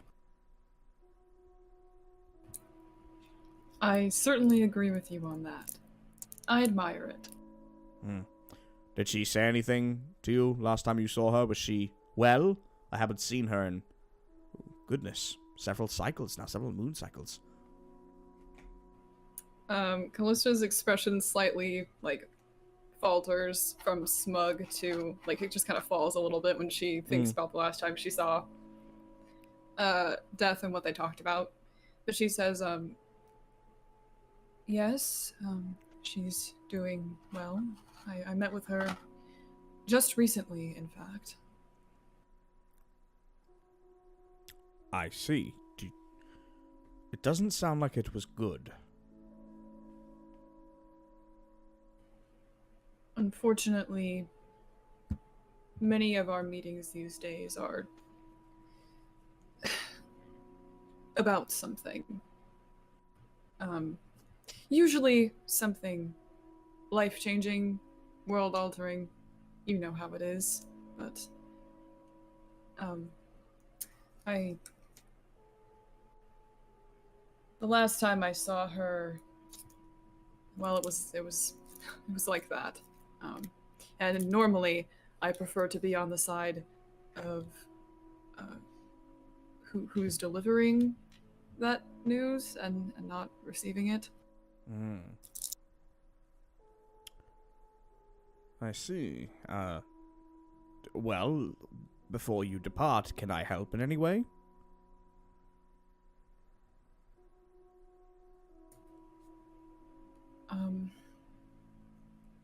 Unfortunately, I don't think so. My lady was quite clear that nothing would be able to stop what is going to happen, and I still don't even really know what is going to happen, so you can understand why this is a very precarious situation to be a part of. Yes. I think I know what she's referring to. I can sense it myself. We beings of death, we are attuned. I couldn't tell you whom it lingers over. There is so much around us in this facility, but... well, I don't know if I have any words of comfort. But I do have words of caution. Keep your guard up, Callista. Someone is watching you.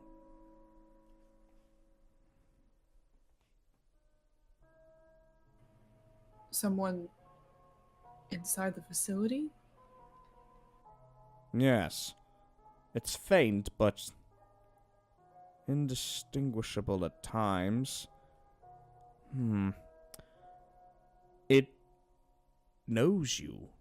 It is a energy that you have sensed before, perhaps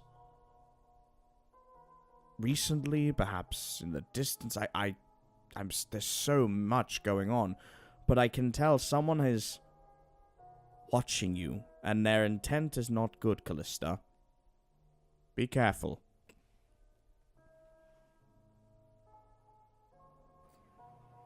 Unfortunately, within these walls, there are so many people watching me, so it is difficult to parse who might be ill-intentioned, but I will keep that in mind. Thank you.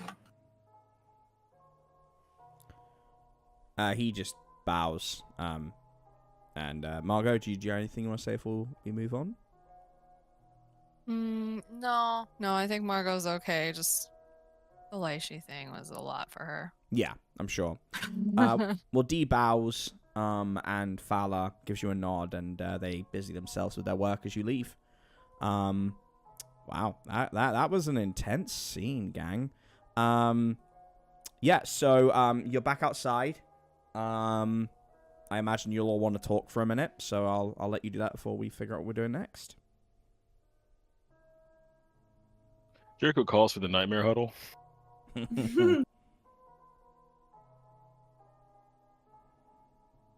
All right, we're huddling. What's up? Okay. All right. So first things first. Obsidian Pillar brought up again. We're not going to talk about why we're here. We're gonna wait till all of us are back together. Maybe with Nell, and then we'll surmise how to deal with that later. Yes, that is a worrying trend that has been showing itself since Mantis Bay, I believe.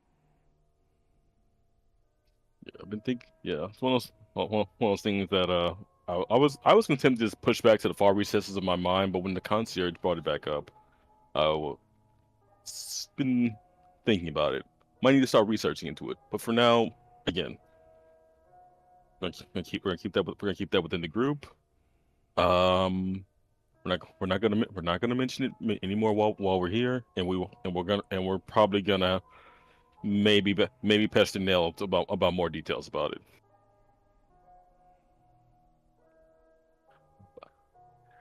We have 2 hours before our meetup with Zephyr and the doctor. That puts us at what, 9:30? What time are we saying we were like leaving their office and all that? Like, is it like 7:30 now and like the meeting's at 9:30? Yeah. And also Or- I should mention, I gotcha. realize for anyone listening, we're deep into the game, but Flebs has already gone off to that meeting with Nautilus. So I figured that was obvious, but just in case I didn't state it, Flebs is not with you because they are going over to the Gorgothan Bridge. Yes. And that was at midnight, right? Yeah, Yes. but it takes a while to get there, so they've gone off. And- And Oh yeah, no, I'm just. we couldn't be making sure. we couldn't be there anyway, but we're little unsettling, but the Flebs Ramael plan, I have faith in it.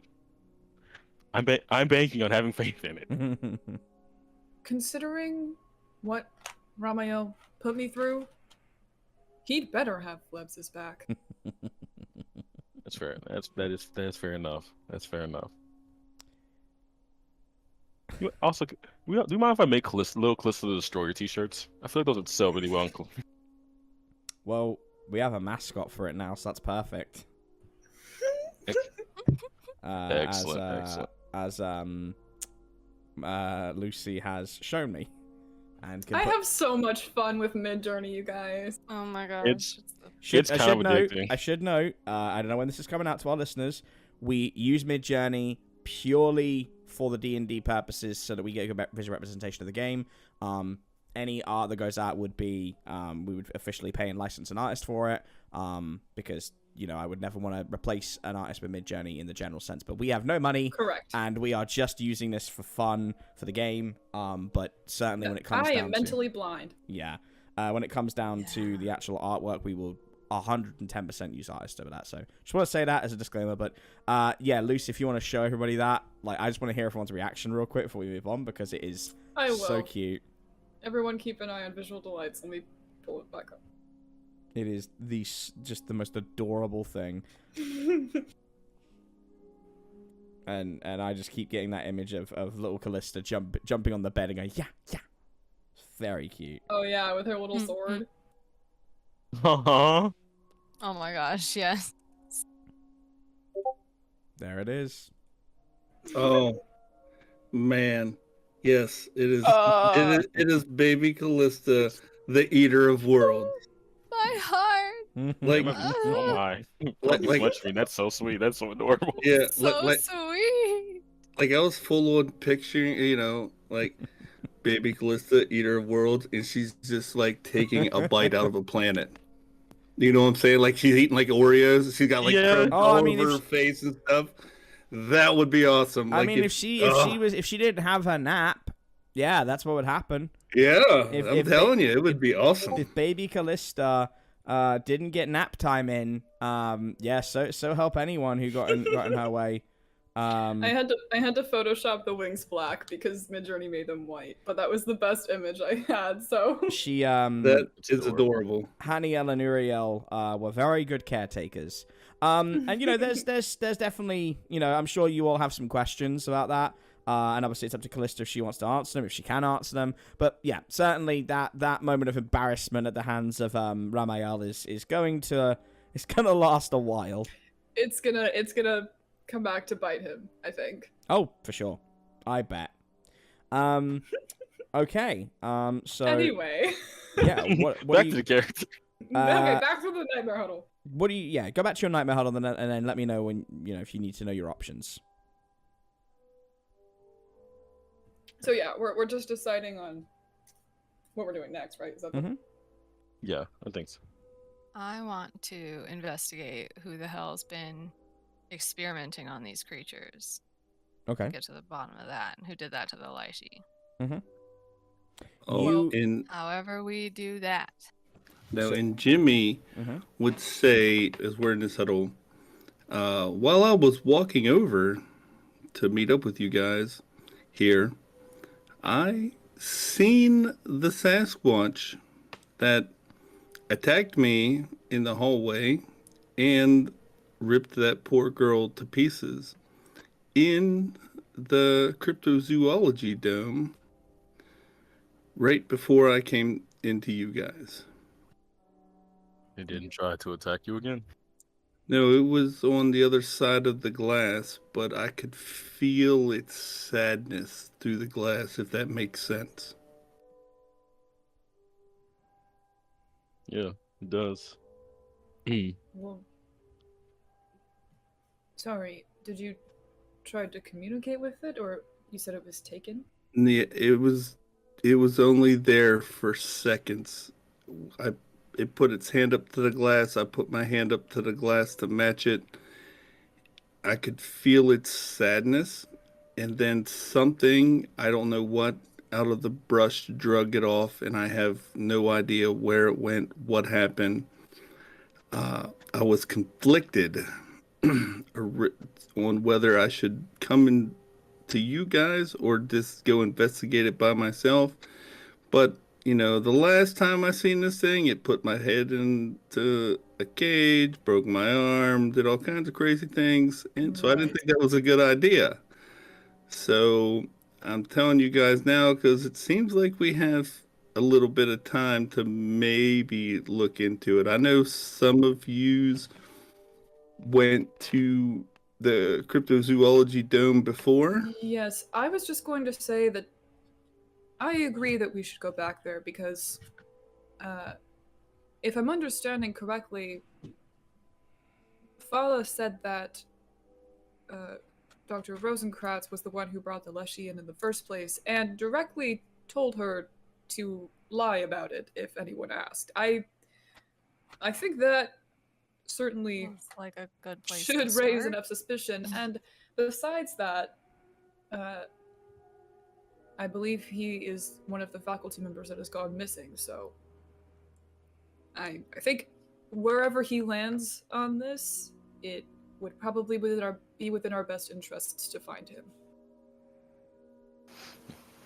Sounds like we're all in agreement then. So, you got a couple options. So I'm gonna give you a little overview of how the map is here for you, just because I kind of want to make sure that you know where everything is. So let's just move the map over again to our lovely biodome. In fact, I think I got a second one I'm going to put in actually. Hold on. Let's do. Where are they? Ah, there it is. There's my beauty. Okay. Perfect. So, drop in, please. No, that was not what I wanted. So, basically, if you want to go and figure out who's been experimenting on what, you would need to go and speak to Professor Wayland in the ethics committee. Ugh. Because that is her job. And she would be the one who would be able to figure all that out, and she's the one you need to give the evidence to. That is in one direction. Let me just pull this over so you can see. No. That is on the East Biodome. So you are currently in Central. She's in the East Biodome. If you want to look at the cryptozoology wing, that is in the South Biodome.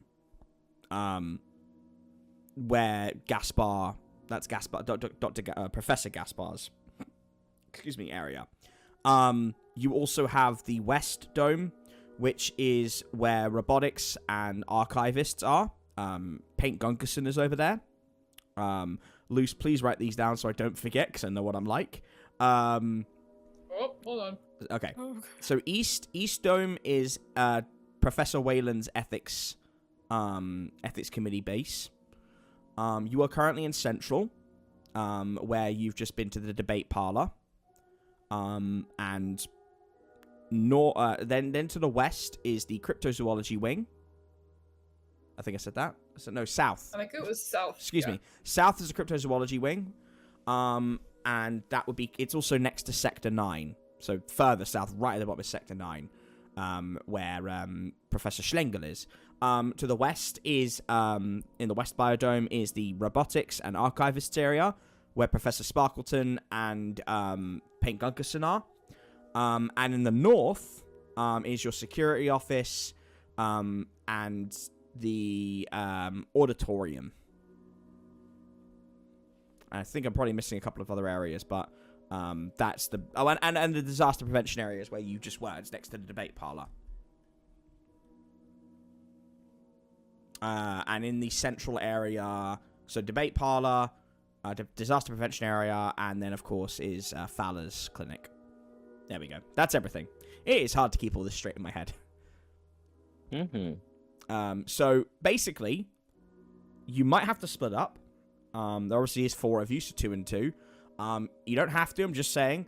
You can do one action each before the clock moves forward, basically, is what I'm saying.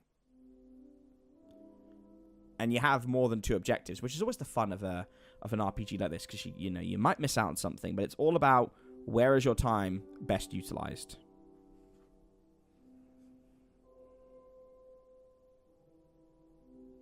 All right. Well, I think...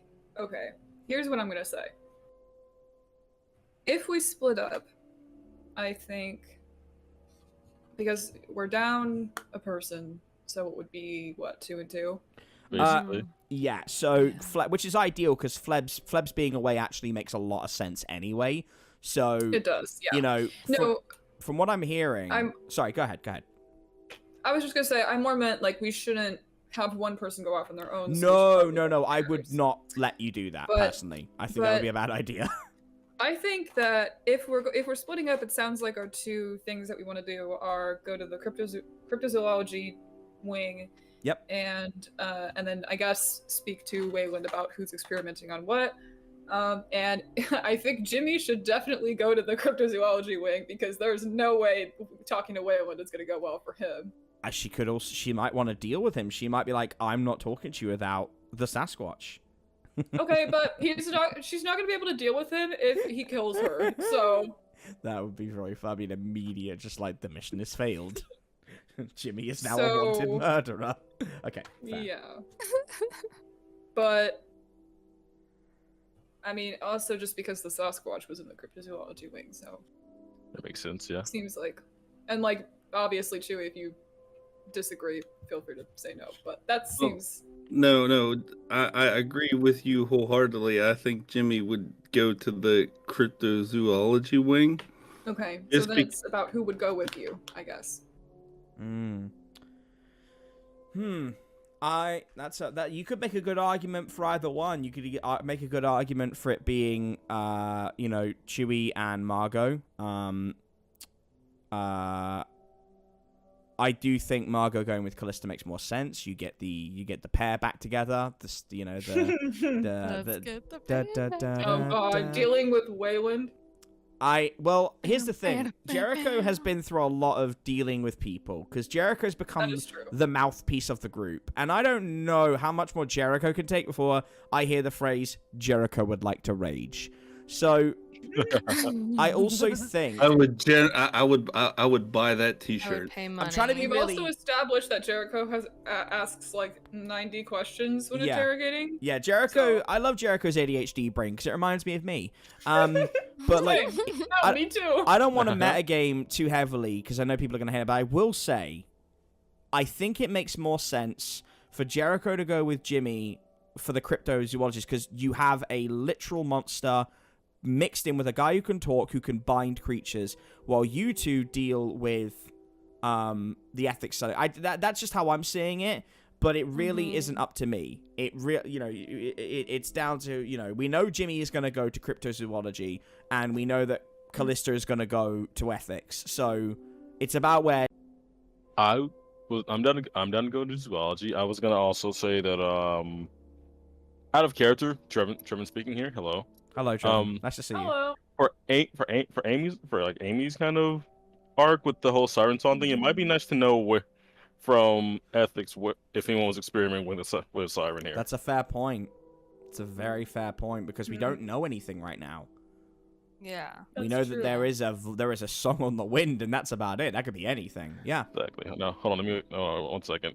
Okay, Jericho back here. Okay. Oh wow, that was Jericho. You just seamless. missed Trevin. Great transition. You just missed Did you Trevin. pass by each other? Just missed him. Yeah. I just came back in the room. The chair was spinning. I got into it while it was mid spin, and I got. That's wild. Wow. Just uncanny. Okay. Anyway. Jericho spin his chair too. Unbelievable. Yeah, Jericho. Perma. Never stops. Anytime we're in like the office meetings, like I am just spinning in the chair the whole time. Unbelievable. That's a new canon. So, are you guys happy with that arrangement then? Yeah. Okay. Yeah, I guess at that moment, you guys all agree. You shake hands, you do a fist bump, and you go your separate ways. I'm just sort of wondering who to go to first.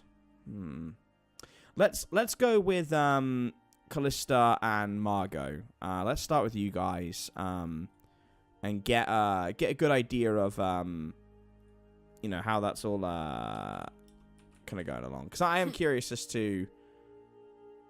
Oh, no, that's the wrong one. I wonder what we're googling. Really quick. Before we split off, should we decide a meeting point? Oh, good point. And time? Yeah. We do have to be maybe. Okay, Fala said that we have to see Muldoon who will take us to them. So should we just meet at the security office in the north at 9? Or don't ask me. Well, 8:30. 10 till 10 to 9. Well, I only say a little earlier because I'm worried that if someone doesn't come and we have to go get them. That's smart. That's actually very smart. No, you're then we future won't thinking, and I like it. No, let's do that. So 8:30 it is. Yeah, let's Security office. Yeah, we can go for an hour and. Okay. And. Yeah, I'm if down. Please no killing someone, people in between now and then, Jimmy. Basically, if someone doesn't come back, if someone doesn't show up at the security office by 8:30, then whichever team does get there can go try to meet them wherever they are. After 5 or 10 minutes or something. Is that good? Yeah. That sounds good. Yeah, that works. Good plan. We hopefully we get all this done in an hour. That'd be great. Yeah. Well, I'm hoping we don't have to talk to Waylon for more than an hour. It's more the walk and everything else, but yeah, that's fine. Okay, so you guys, you shake hands, you bump fists, you give each other a little kiss, and you resolve to meet up at that point. And as you walk away, the camera pans back, and we see two figures watching the four of you depart. Silently, they both turn in opposite directions and follow each group.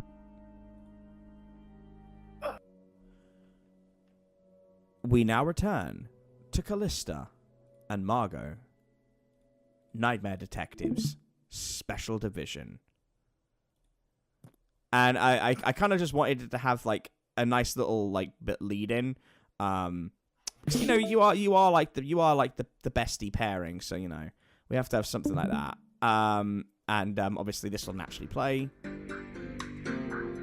because of course it has to. Of course. Bruh. This is I'm claiming it. This is their theme song. Okay, so you guys are going over to the ethics committee building. Yep. Okay. Yes. We're gonna have to not Get lose some our temper. questions. Get some questions answered. You are, yeah. Okay. Nicely. It's not a. I mean, it takes you a little bit of time to get there, like 10 minutes. It's not a super fancy building. It's pretty run of the mill. In the biodome. There's a few other like government buildings. I would almost describe them as. There's like, it's weird. There's like some flags in places. Like there's like. It's weird. There's the Sturgeon flag. There's a couple of the Order flags, and then there's just like a United States flag, and then a British flag. It's really weird. Like, and they're littering all the buildings. And you don't at this point know why. But as you guys are walking through, and you are going up to the main entrance, I imagine. Yeah. Yeah. Okay. I wonder if the different flags are like different regions where they're from. I don't know. Yeah, a lot of weird places. Yeah. Are you just going to the central building? Yeah. Okay. Suppose yes. Okay. Yeah, because we don't really know specifically where she is, right? No. You wouldn't do. So going to the main building is probably the sensible part. Yeah, it's. You can go and find you got the pass, obviously, thanks to Margot. Nothing crazy going on in there. It's more of a it's just a standard sort of like government. It kind of looks almost unassuming, and that's because you're in the main entrance area. Excuse me, you're in the main entrance area. So nothing really to report there. And there's a receptionist sitting behind the desk, just waiting. Like, as you guys look around a little bit, and they kind of look up from their paperwork and say,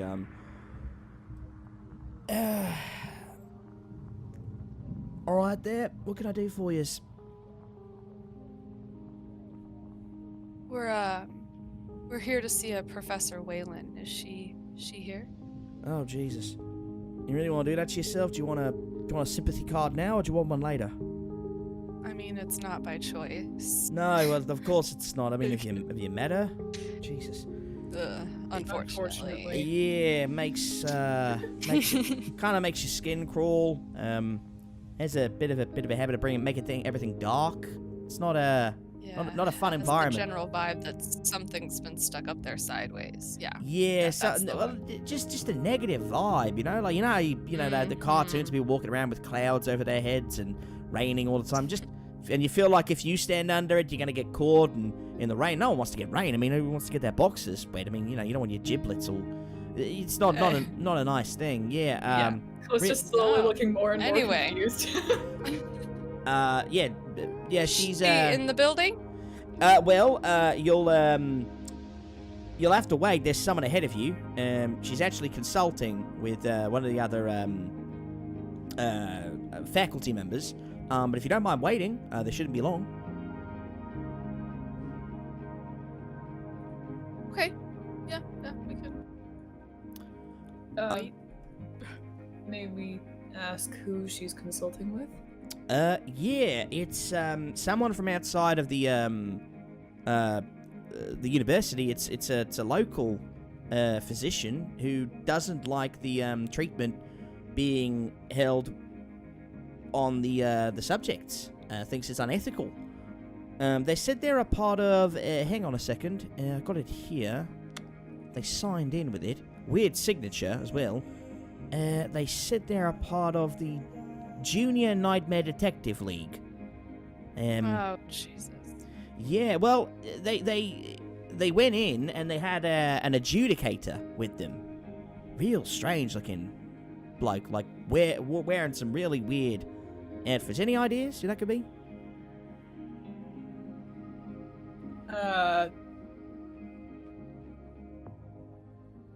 Are we able to go straight in, because this Yeah, seems like a they're consultation that colleagues we of would like to ours. be a So part we of. are gonna the junior nightmare detectives. We are the senior nightmare detectives, and so we're just gonna Right, go but in. there's an make sure appointment everything- process. If you wanna, you can either roll manipulate someone or you can roll to read a bad situation, whichever.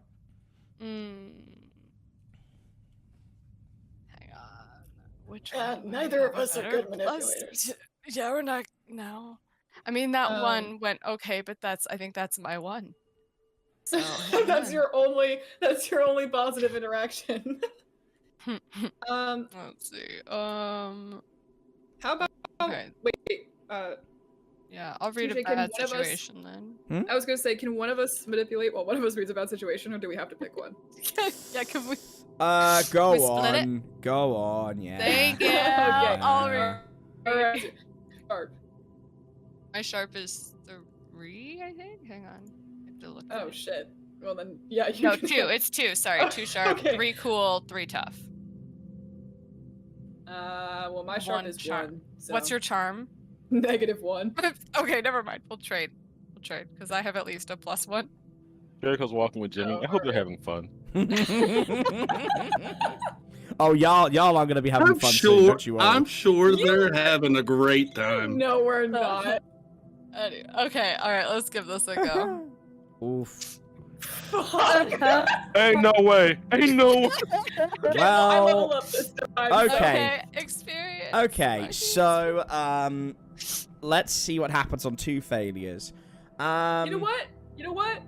For my level up, I'm gonna add 1 to charm. Fuck it. I think Fuck I it, think do I think I Get know what it up to happens. a I Zero. took some classes. I feel like it's. I really want to Were hurt you really at -2 charm when we started? That's insane. Callista was not no, good at talking I to had people. I had a -1 when we started. I just haven't added anything to it since. Because I'm it's just pretty imagining character. Lord Farquhar pointing, going, "This character has a -2 to charm." No, a Can't do -2 it. would be Oh my bad. God. I'm going from a -1 to a 0. Oh, whoops. Did you break Jericho? We Yeah. did. Oh, bro, I'm lost at the same time. I know it's Yeah, great. it was. You know what? I literally saw Margot roll a 6, and in my head I was like, that'd be hilarious if I All right. also did that. I'm and gonna then I throw did. this out. Uh-huh. I'm gonna throw this out to Jericho and to Jimmy. How badly do I hurt them? Do I make it funny or do I go for a real gut punch? You are pulling a real JJ right now. Just asking the audience. Let's ask the I love- audience. I love when it's funny and painful. Funny? No. I can't. No, when I say painful, I mean like emotionally. Like I can make it emotionally painful. I can't do both. I don't think. Okay, make it funny. Yeah, make it funny. Yeah, go with funny. Oh my god. Okay. Okay. Callista, you feel the sensation of paint running down your back. God fucking damn it. As no. Paint Gunkerson says, I knew it. "It's time for an experiment!" And you begin to shrink. And you become smaller and smaller until what is left is a adorable baby Callista. And Paint Gunkerson is staring at you, and he's got two people on his side, named Bud and Fudd. And he's saying, like, "Y'all taking notes? Naturally. Y'all seeing this? Look at this. I reverted the age and made him cute. Oh, I saw the video. Y'all were adorable. I just had to. Don't worry, it don't last long. It only lasts about Well, it's lasting longer than I thought it would. So that's unfortunate. But Question. Yeah. Ooh. Very important question. Yes, you have to do the Callista- voice. Yes, you have to do the voice. Well, no. I already know that. But did Callista's clothes also shrink?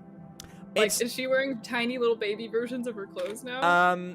So Oh my gosh, please. Or is but- she just in a pile of No, because adult-sized clothes? that would get very uncomfortable very quickly. No, so he looks in and And goes, it w- "Oh, the clothes size down too. Look at that.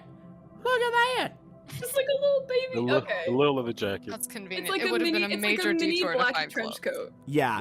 So it is That's so literally cute. it's baby Callista with the memories of adult Callista, but probably a little bit of the temperament of baby Callista, as you're like grabbing at your cheeks and like you're feeling their little they're pushy and whatnot.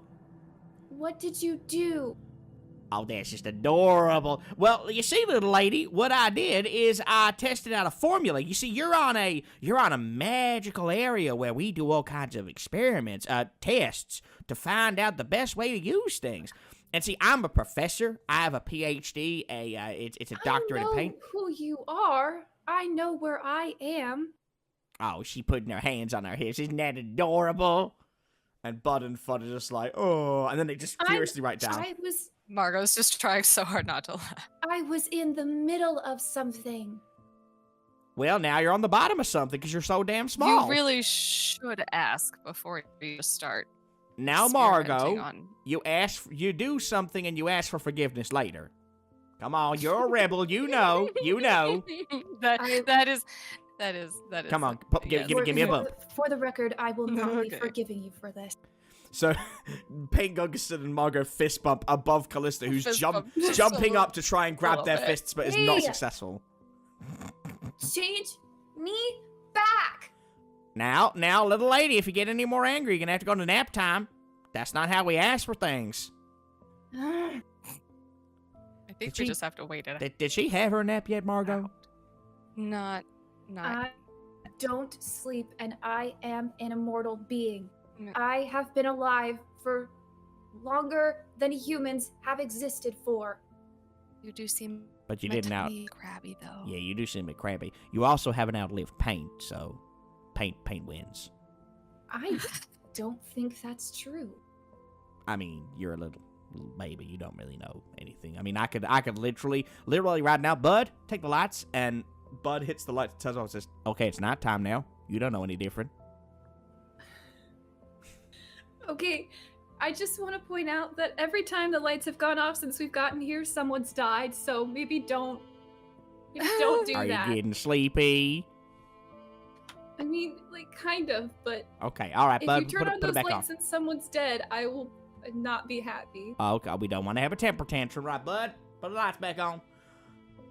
Bud flicks the lights back on. Everyone's fine. It's okay. Everyone's all right. He says, Someone died this time. I know, look, I know you're mad, and I anticipated this, because I have a doctorate in paint, and he pulls a paint egg round and gives it to you, and it's about the size of you, Callista, and when you pop it open, an Umbreon plushie pops out. Oh my god. Oh, yay. Now, I don't know if y'all seen Pokemon, but that's one of them Pokemons, and Like stumbles and sits down. there you go. There she is. Now, that's adorable. Now, we're not going to be taking pictures because that could be misconstrued as weird, but that's just adorable. Don't that just make your heart melt? It's just so cute. It is very cute. Uh, Painfully cute. painfully cute. Huh? You appreciate that one? Yeah, it is a smile. There we go. Put her there.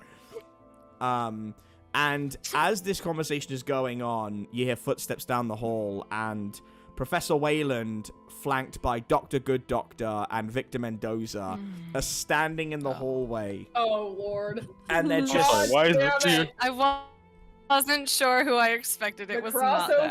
crossover we didn't know we Is this wanted a and crossover definitely probably episode? didn't. Here it is. They're in the middle of Oh no, I talking. killed him. They're in the middle of talking, and Dr. Good Doctor's like, I just think you should be looking after Nightmare. Oh. That is very cute. It's like Masha size. Look, she has Masha. She has little Masha. And Victor literally looks at you and says, "Now's my chance for revenge," and holds a hand up, and they're like, no, she baby, you can't kill baby. That's bad luck. You will never, you will go to hell. Satan will devour you. He'll put you in one mouth, Judas in other. You know, that's bad. Callista is currently sitting on the ground with the Umbreon plushie, and she like holds it to her chest and glares at Victor. Oh my god, my heart. And Victor like is holding his it's a scepter, by the way. It's a plastic Sailor Moon scepter. I can't stress enough. This is a grown man. This is basically my best friend Victor Mendoza, who I will say loves that he's in this. He's a grown man wearing a Sailor Moon style outfit with the green hair braids. He's holding the scepter that's making noises, and he puts it down and says, "I can't kill something that adorable. It's not in me. But please do not shoot Pretty Cure Loco Victor Mendoza again, or there will be consequences." I've gotten a lot better with my aim since I last saw you. I think. And he looks at you, Margot, and says, "If you ever bring her in with a gun like that, there will be consequences. You do not give a baby a gun. Is that how she shot me before?" She wasn't. I mean, no, We- she was an we adult met. last time. You were there. You Oh. know this isn't how I've always You- looked. You mean Did before the trauma block it out? No, when I die, it's another reality of me coming and stepping in. You basically killed Oh. Yeah, you kind of killed my multiverse brother, so that's just great. Got Hey, you know what? I'm gonna. It was This is. an accident. Are you sorry for it? What's that? Callista pouts. Okay. Well, how about when you tell me you're sorry and he kneels down and hands the scepter and says, "And I will give you my scepter to look after, so you can be a brave, pretty cure princess." Callista like looks at it and says, Being this small gets you a lot of presents. Fine. I'm sorry. Okay. I'm gonna. And he looks at Margaret and says, "I'm putting an insurance tab on this." And he gets up and he just kind of like just says, "I'm going to my shop now. You'll find me at Victor Mendoza's Pretty Cure Princess Experimentation Hole. See ya." And I just realized how that sounds. He I wasn't going to. I was he just gonna stops. leave that one alone. He stops and says, "Wait, no, that's really I bad." have You to should work on some rebranding. Name it, I'm bud. gonna. You can find me at Pretty Cure Princess Victor Mendoza's science department. Yeah, let's go with that. Better. Okay, bye. And Bye. Dr. Good Doctor like follows him out and then kneels down and says, "You good baby. You kill things, but you good baby. You remind me of me in old country. Take Cracker. Masha will be around soon." Can she have crackers? Is she allowed crackers at this time? Yes. Yeah. Okay. Yeah. They Why have. are you asking me? Oh, Also, why are she's- you here? She's the baby, and you are old enough to be mother. You are the only. Oh, got it. So now Again, we've understood. met. Would you rather I ask Mr. the Paint one? Because I do not think he's qualified. just ask We her. had this whole discussion last The time Paint with one, the he looks a little crackers bit strange, and Pink bird. Gunga's just like, "What the? No, I don't know what to do. I just pour the paint, and I just do the experiment. You know what? I'm Yeah. leaving. Bud, Fudd, we're out." Yeah, because the paint one would know about babies. Well, you I'm know. saying he knows paint, he may know baby. Yes or no? Ugh. Give or not? What a mess. And they're basically ignoring baby Callista this entire time. And Callista's like stood up by now and is like stomping her feet. She's like, We met before. he looks at you and it's just like, "Oh, yes, you are much taller then. Okay, you want cracker?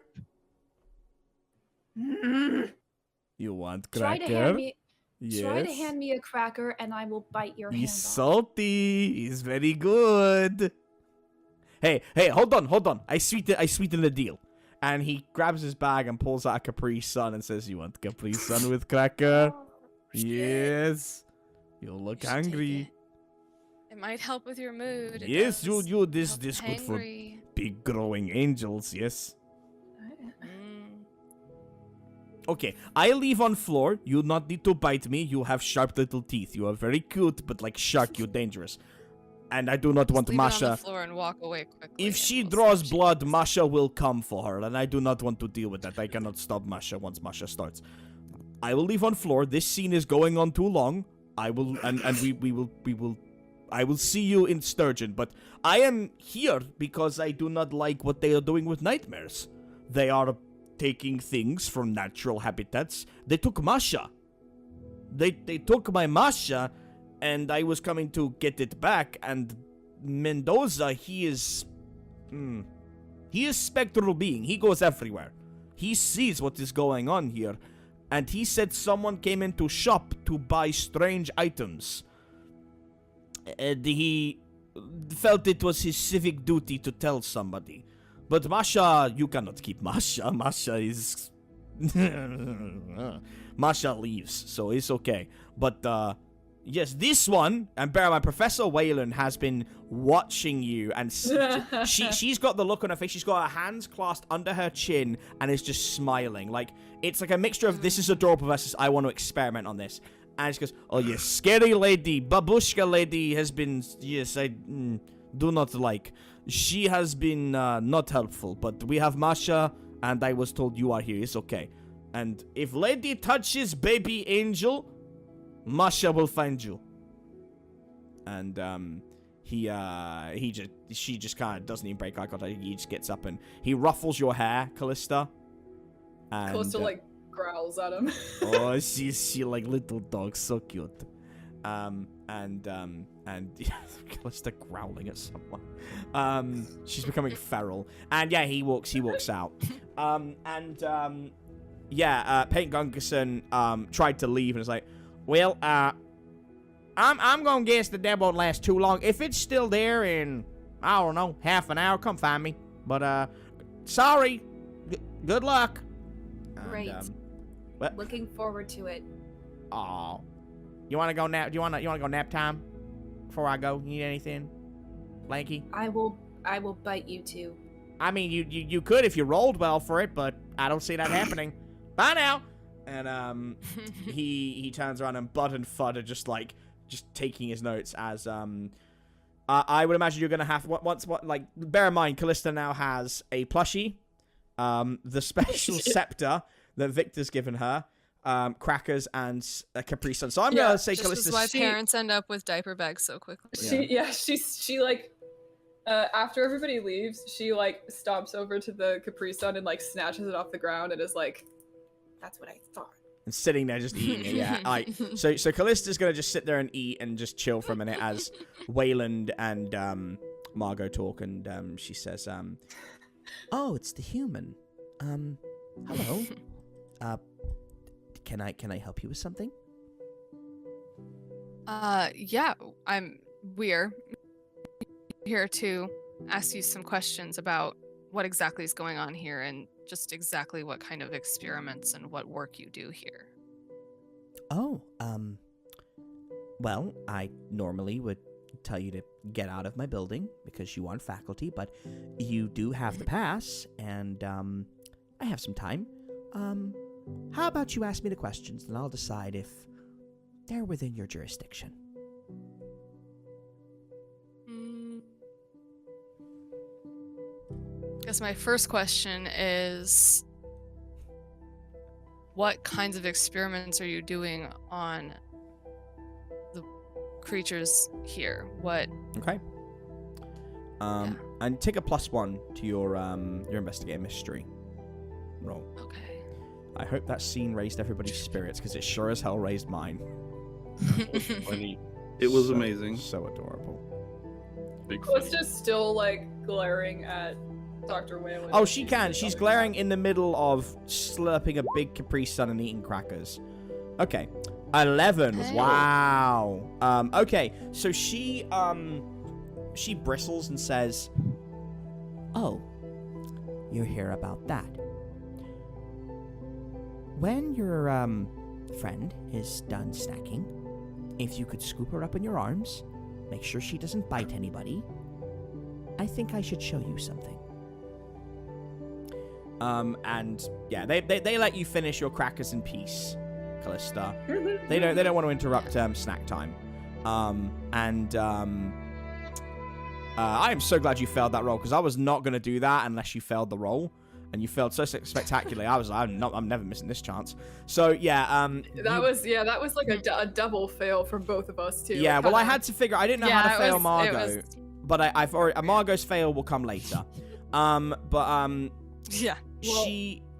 I'm gonna say like Callista's like riding on your shoulders, something like that, as you are walking through this hallway, and you come into a central room it's littered with cameras and surveillance and staff all over, and it's I should say this room is protected behind several locks, voice codes, hand codes, retina scans, and a passcode. And when you come in, she waits for the door shut and says, "This is the nerve center of the Institute of Learning. The Ethics Committee's secondary role is to monitor and observe practices. Now, you said something about experimentation on nightmares. To our knowledge, there should only be testing within approved limits. But I'm under the impression you think more is going on, correct?" Correct. We don't just think it, we know it. Yeah, based on what we just saw in the mortuary, there's definitely more than just sanctioned experiments happening here, and we want to know who's behind it. And I'm gonna skip ahead and say you tell her everything that you've gone through, and she she says, "Well, you don't have any reason to lie to me. You have no agenda, so that is concerning, extremely concerning. And well, we had some proposals that were brought up around 5 weeks ago. There was, hold on a moment, let me find the document." And she goes through a series of like papers, and they're just like notes from the last meet. Jesus, that made me jump. That was my goddamn Siri. What the hell, Siri? That was terrifying. That was terrifying. Bear in mind, my Siri has never activated in I don't know how many years of having this phone, and it is 3:30 in the morning. I'm on my own. I just hear that voice through that. That's terrifying. Right, that's going over there. I heard it too, and I was like, "What is happening over there?" Yeah, it's wow. That was terrifying. All right, let's put this on a start. Mine does that sometimes. That was terrifying. That was a jump scare. And so she says, "Okay, well, I see the notes from the last major meetings. It seems Professor Schlengel wanted to expand the budget for nightmare splicing and said that an independent financier was no longer supporting him due to a proposed conflict of interest. He asked the board for further funding and explained how he wanted to use unorthodox methods to help the nightmare creatures, rehabilitate them, and send them into the wild or back to their homes once the psychological tests have been completed. This was denied by a vote of 4-3. Professor Schlengel was not happy about this, but he did seem to understand and has worked hard in Sector 9 ever since. The other was a proposal for contamination and for militarization of nightmare creatures through the experimentations we've been utilizing and working with outside interests, third parties. This was done and proposed by Dr. DeFranz with some help from Assistant August. This was supported by This was supported by someone known as Higgins, who is a senior researcher working under Dr. Schlengel, who suggested that in order to look after our borders, we had to stop against and I'm quoting here, them. When Higgins was pressed on who they are, he simply said, "You know who they are," which was obtuse and slightly concerning. Dr. DeFrance's concerns, as you may be aware, were rooted in people like you. I do not share those concerns. I was simply following along with the experiment because, as a scientist, as a professor, I am curious about psychological effects on individuals who enter our facilities. I apologize. I do genuinely want to explore the mind of your Sasquatch friend, but perhaps I could be better about that. Now, that was denied as well, and Dr. DeFrance was very upset, but seemed to understand. And the last proposal was by, let me see here. It was by Dr. Gaspar, and he was expanding for greater protections for cryptozoologists and cryptids worldwide, and by giving them better means to defend themselves.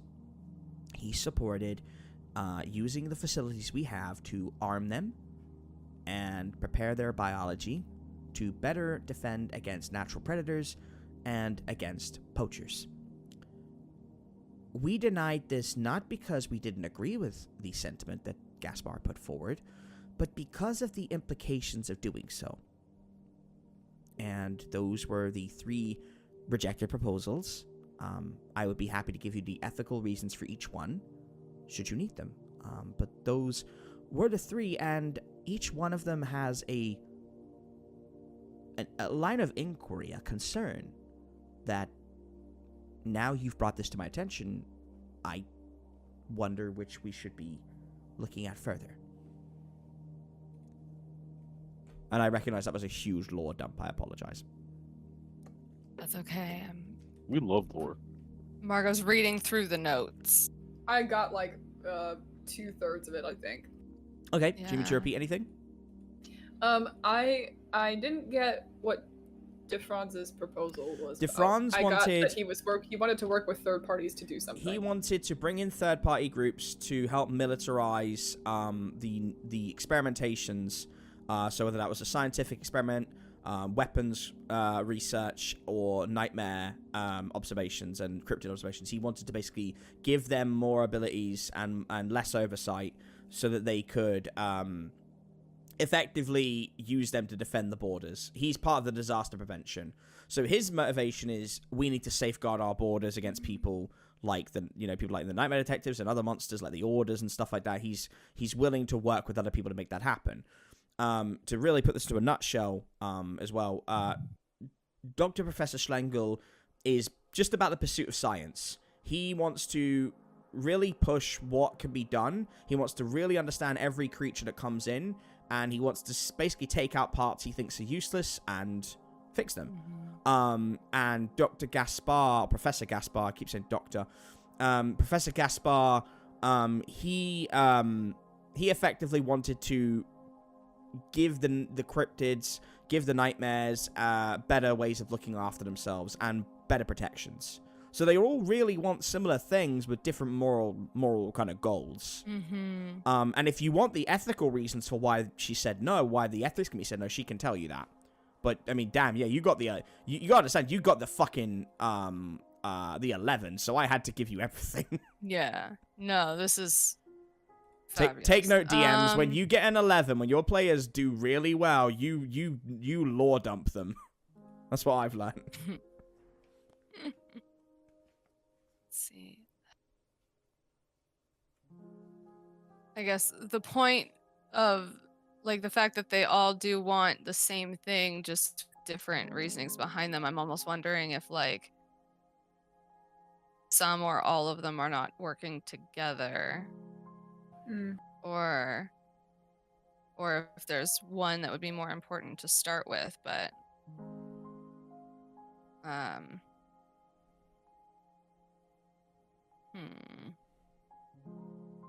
Still worrying, by the way, that Dr. Gaspar is still missing, question mark?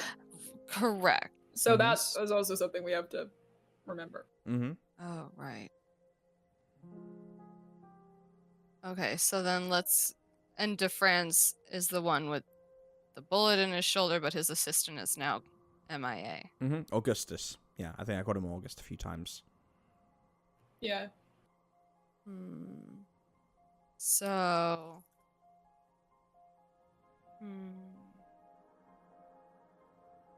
What do you think, Callista? DeFranz or Schlangle? Or do you have more questions? Or are you ready for the nap now?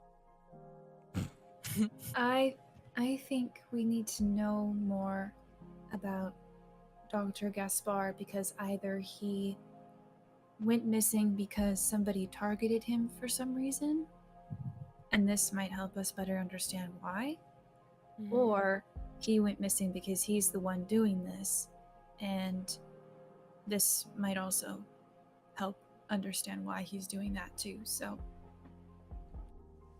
You are rubbing your eyes, by the way, while you're doing this, Callista. You are like rubbing them like. I was imagining her like leaning, because she's like on. If she's on her shoulders, I was imagining her leaning like cupping her hand over her mouth to like whisper it into her ear. Yeah, that's adorable. But she's also like leaning, like she's a little bit sleepy. But yeah.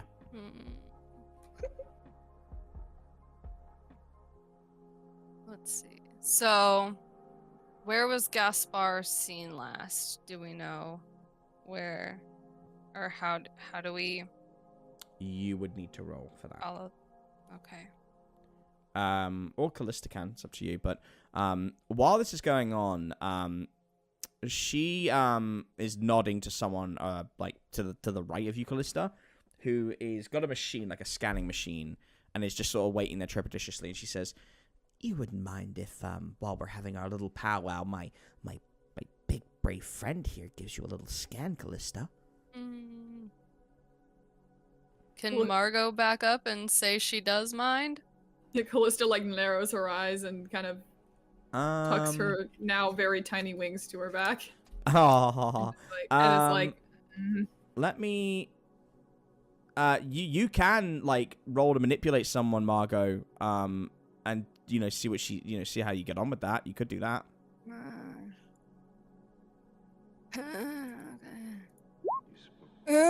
Yeah. I'm so sorry. No, I tried. 4. So you kind of just like freeze up because you want to get this information. So she says, I promise, Callista, it won't hurt. We just want to know a little bit more about you. We don't have to touch you, just a scan. if you want to know more about me, you can always ask. Well, that's sort of the problem, Callista. I don't think you know what you are. Of course I do. I'm an angel. Fallen angel, but still an angel. Well, if that's the case, then you don't mind us scanning you.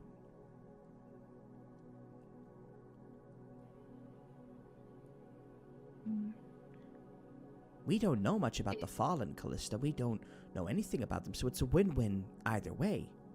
You might learn something about yourself as well. My ethics committee works very closely with Gaspar's division, and with Gaspar not being here, someone was left in his stead, and I just want to make sure I'm helping out a friend. It's been a long day, and we don't know where Gaspar is, and I have a suspicion, and I would be happy to share that with you if you would just let us scan.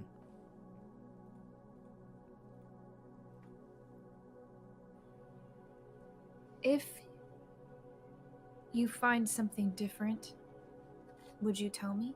Of course. It's your biology, it's your history.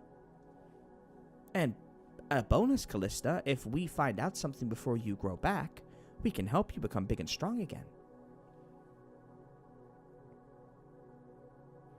Fine. So while they're talking and this individual walks forward and very carefully scans you up and down, it's like a biology scanner, and they take some notes. Wayland narrows her eyes and says, I have suspicions to believe that despite certain loyalties, I think Gaspar is working with the Liberation Front. Oh, excuse me. Let me give them their full title. The NLF, the Nightmare Liberation Front.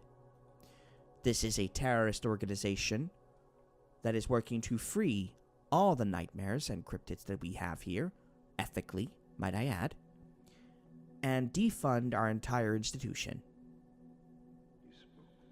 And I believe that Gaspar is currently waiting to meet their leader, Zephyr, right now.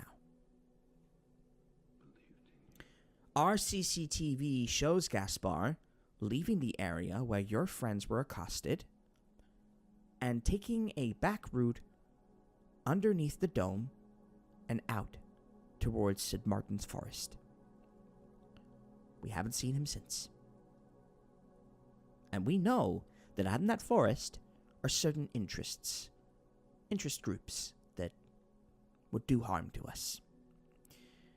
As for the experimentation, who was doing that, I would need to do some more digging, but if you ask me, each one of them is a suspicious individual.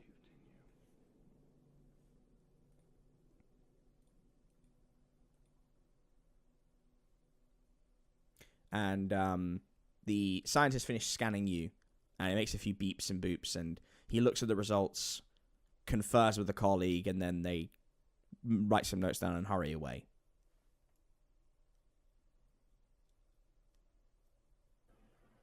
Well? Oh, it's not that quick, Callista. It takes some time. But rest assured, before you leave here, we will have the results. All right. You can ask her anything else, because obviously you've got, there's other things if you want to. It's up to you.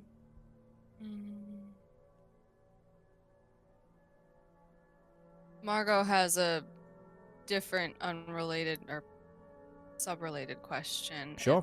If you have any other questions about Gaspar before we... No. Oh, okay. You go ahead. Margot wants to ask Professor Whalen if, are there experiments being conducted on sirens here anywhere? And if so, who's heading that research? Okay. Give me the roll. Okay, which one? Manipulate someone? Yeah, I think so. No, I think it's manipulate someone. Could I help? Yeah, you can, but Callista's gonna take a little nap after this. It's getting late. You don't. Turns out you didn't Never need mind, to. I didn't need help. 12. Oh, was she supposed to help first? Or It does. second? No, it's okay. It's okay. It doesn't matter. You got it, so. Oh yeah. Okay. All right. So, as you are asking this question, she kind of bristles when you say that, and she says, like, she mouths it at the same time you do, and says, La Llorona. So you're what it's been calling out to.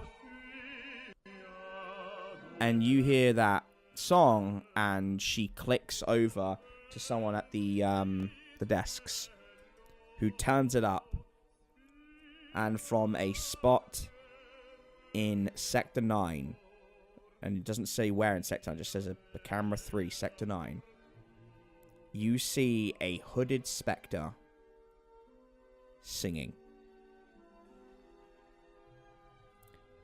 And we're gonna pause that scene there, because I'm evil. And we're gonna go over Terrible. to our good buddies, Jericho and Jimmy, as they walk along hand in hand towards the... I hope they're having fun. Yeah, I hope they're having fun. Towards the cryptozoology. I'm telling you, Jimmy Doge is really gonna spike after this next fall. I'm telling you. To the moon. The moon. Okay. Do you guys want to talk about anything aside from crypto coin on the way there? Or just sharing investment tips, Wall Street bets? Well, as we're walking there, Jericho let Jimmy know that I imagine being around all the rest of the nightmares, and seeing the terrible conditions that they are in, are been hard for you. And you stuck right by my side through all the shit with the hotel. I want you to know, if any of this is too much for you, if any of it is a whole fuck ton more than you think you signed up for, I've got your back. That's about. I really appreciate that, Jericho. And you're right, it's hard, but you know, I don't know how to take this place. I guess what I'm trying to say is, you know, it looks nice on the outside. But, you know, the further we go into this place itself becomes the nightmare. Yeah, well said. Well said. All right. Well, let's do it. I guess it's time to go rampaging. Huh? Okay, so you guys go straight into the building? No, actually. Okay. Jimmy would like to walk around the outside of the building to where he's seen the other Sasquatch. Okay. So maybe he can get a location, like, for when they get in the building. Mm-hmm. They'll know where to go. Okay, so you want to do some scouting? Yes. Okay, let's have you, I guess you're going to be investigating mystery then, right? Like, you're investigating the area. Yes. Okay, yeah, go for it. I would normally give you the +1, but I think you're a little bit frazzled right now, so no advantage for you. Doesn't matter. Can't see anything anyway. No, you see something. You see, as you're walking through this, past this dome, and you're going into the entrance area, you see that Sasquatch again, Jimmy. And you realize it is matching your movements. Like, perfectly. Oh my fucking god.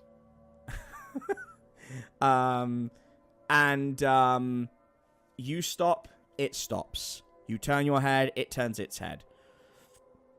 And then you start going towards the entrance, and it's backing up at the way you're moving forward. And when you break into the sprint, it sprints off.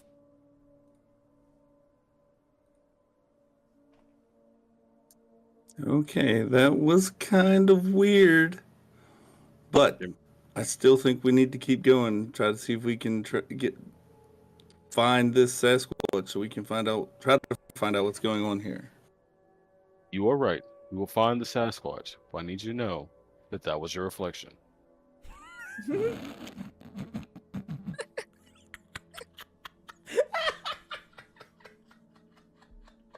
Out of character, I know that, but I was just going with it. I rolled a 6. I had to go with it. You know what I'm saying? I get you. So funny. Back in character. I was like, this is too good to not do. I hope they're having fun. Oh, the shade. Now I just need Maybe to they're bonding. I need to babyfy Jericho. That's what I need to do. Babyfy Jericho. Oh. Branch. Oh man. Yeah, if I have to do the baby voice, then Jericho, everybody else needs that to do voice it too. would maybe get up to like maybe a 10 or high. Yeah, it wouldn't Like, get very that's high. The highest it could go. I'm Jericho Branch. I'm Jericho Branch. Jericho Branch. Yeah, I had the I'm Jericho Branch. Jericho boy. Oh, Nice can you to imagine meet little you. Jericho cuts a little Callista going, "Do you want to be friends with me?" And Callista being like, "No." Not Willie. No. Not really, but you Oh, can share my thank you. Umbreon. You want some? You want my Capri Sun? Oh. And then there's Jericho gonna like be accidentally some. Jericho like, accidentally channels lightning and then shoot. shocks Callista and makes her cry by Oh accident. no! Oh, that's too cute. That's just too cute. All right. Yeah. Okay. Yeah. So Jimmy just saw his reflection and thought it was the Sasquatch. Jericho gives him an encouraging pat on the back, like, "Yeah, sure you did, big guy." Okay. Yeah. You are in the main area now. What do you want to do?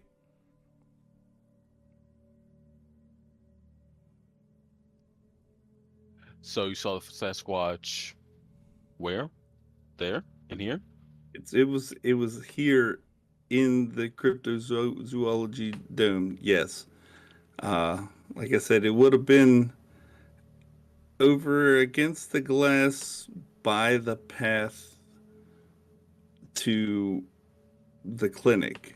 So I guess we could start over that way and see what happens. We could. I kind of want to. I think they have like one of those like charts in malls, where it's like you are here. Yeah, they might do. You Well, have to roll for it. That would be nice. You gotta roll Or, like, for it, you know, yeah. It's really fine. It's really fine one of those, and maybe someone who works here.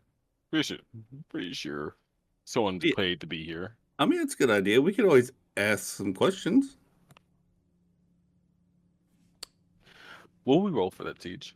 So you asked me two separate things there. So which one do you want to know? Well, is there anyone here that can point us in the right direction? Oh, you want to look for a tour guide.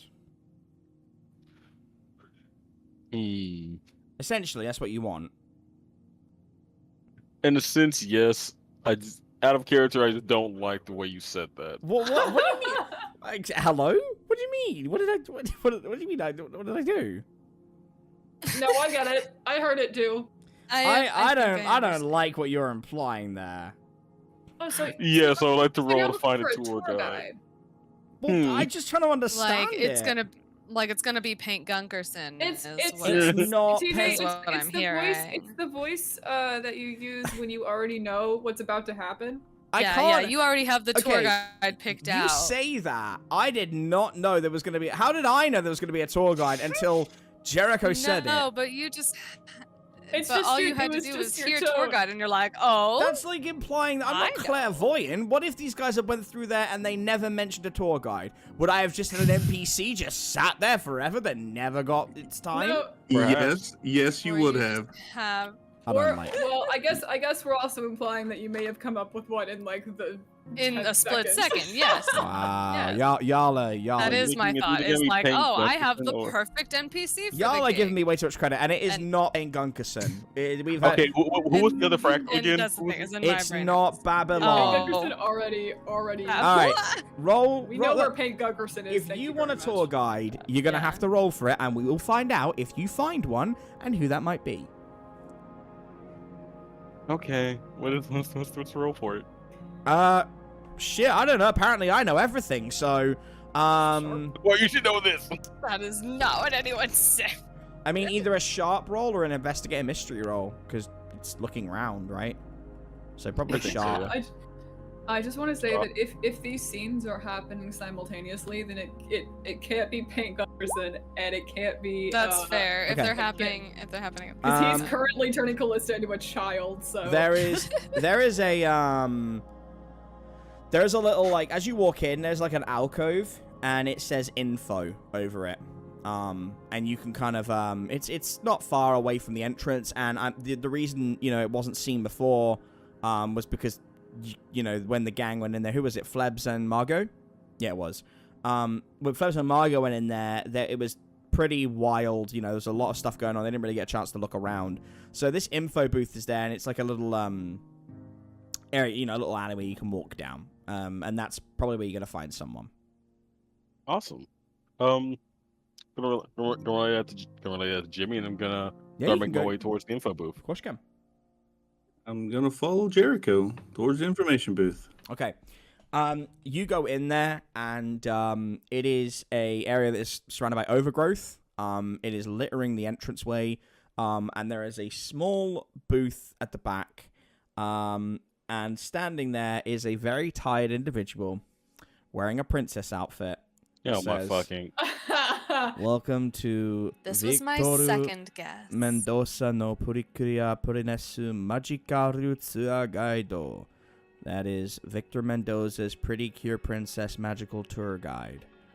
I am your host, Victor Mendoza. Before you ask, no, I am not the one from before. We are a multiversal. How can I help you? Nice to meet you, Vic. I am Jericho Branch. This is Jimmy.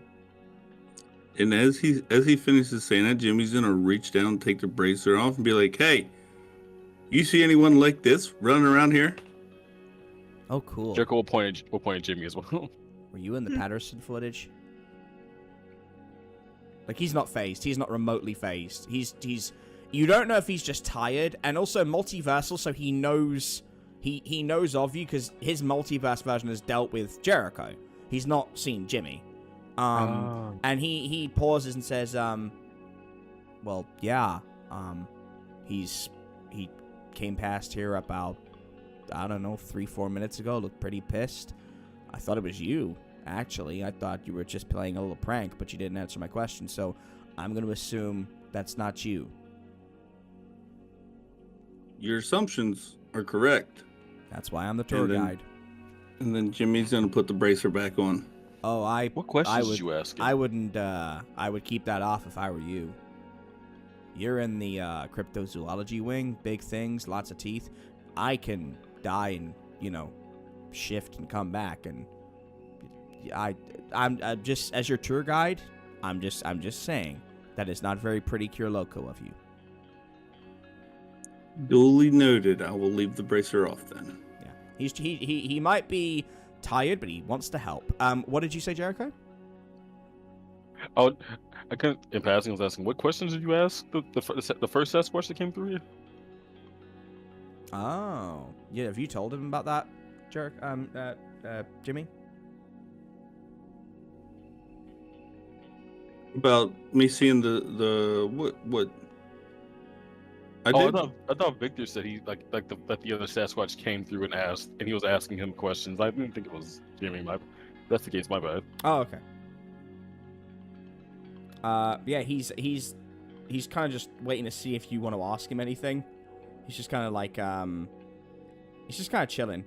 Like he's like drumming his fingers on the table, It's like, well. So you said there's other Sasquatches here, correct? Let's make sure I'm hearing you correctly. Well, there's the one. I was a little bit surprised, but yeah, that seems to be. So it's just the one. There's no other ones besides him and me, correct? That you know of. It seems that way. Okay. Which direction? Could you lead us in the direction that he went? And explain to us the areas that we may pass through. Roll to manipulate someone, but you've got an advantage, like a +1.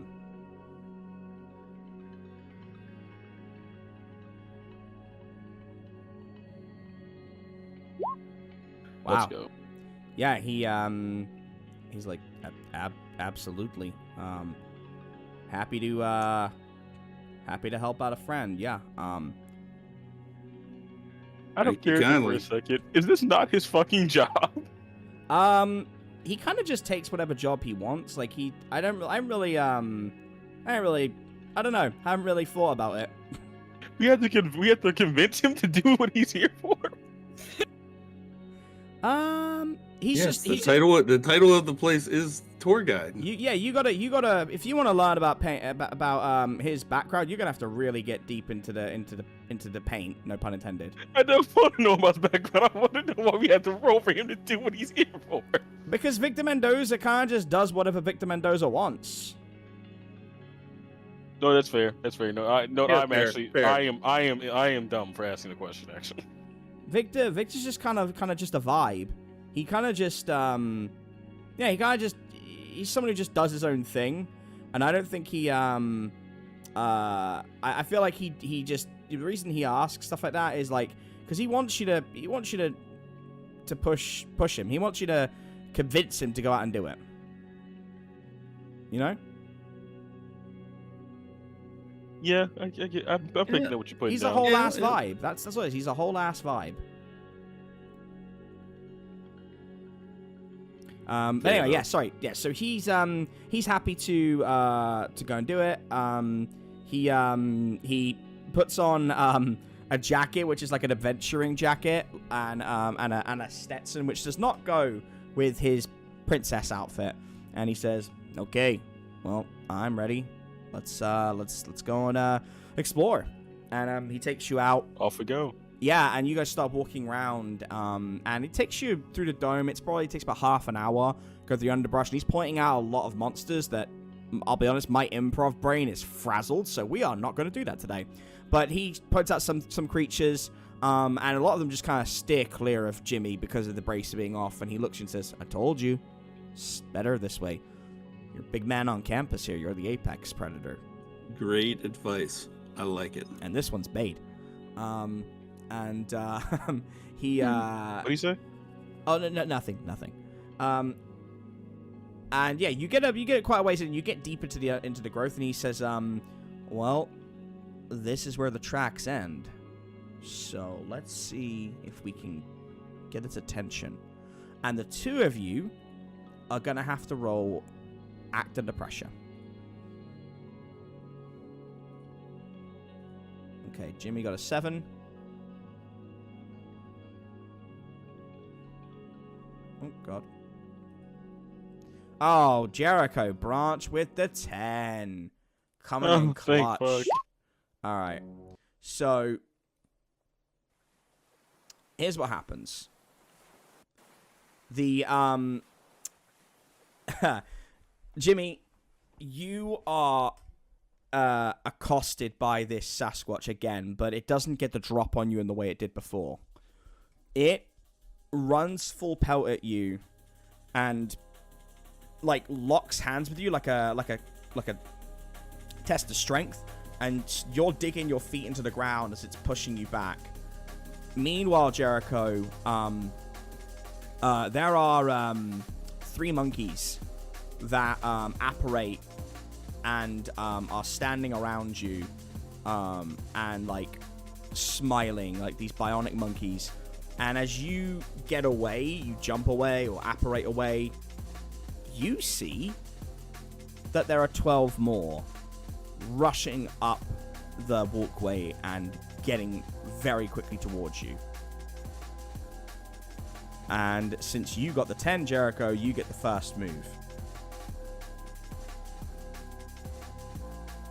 So there are 15 monkeys running at me? Yep. 15 bionic monkeys. Oh. Some of which are, on a 10 I can say to you, some of which are modified genetically. So they've got like weird arms and legs and faces. Some of them are twisted. They are just disturbing creatures. And some are bionic. And yeah, it's a pretty disturbing situation.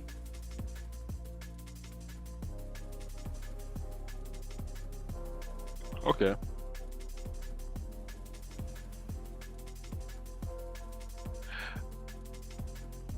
I would like to use magic to communicate with the robot monkeys.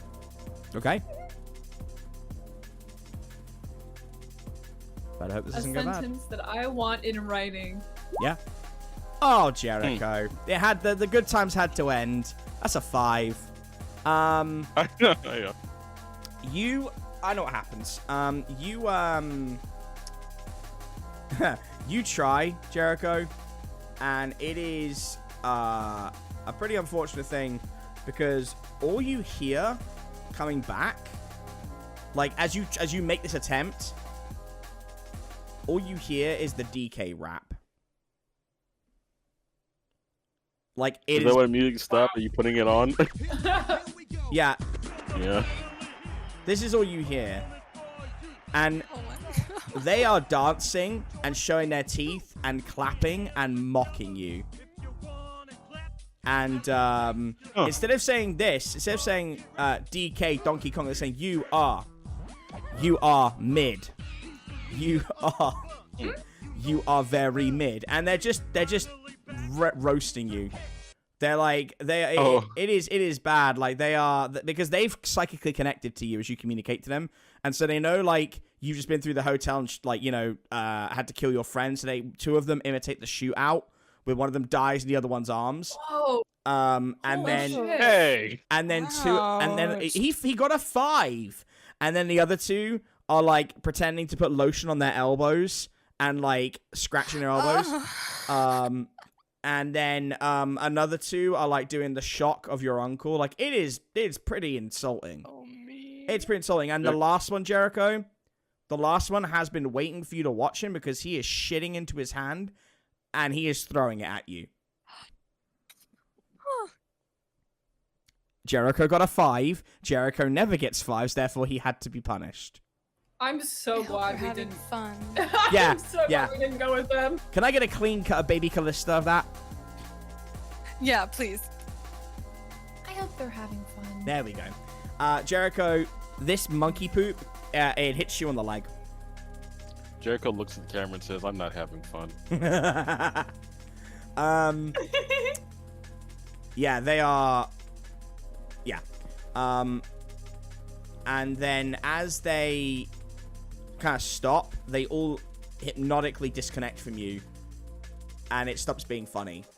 And they bare their teeth, and as they like roll into a circle, like they got this little circle going, their backs split open and rail guns come out, which begin charging. Of course they do. Jimmy,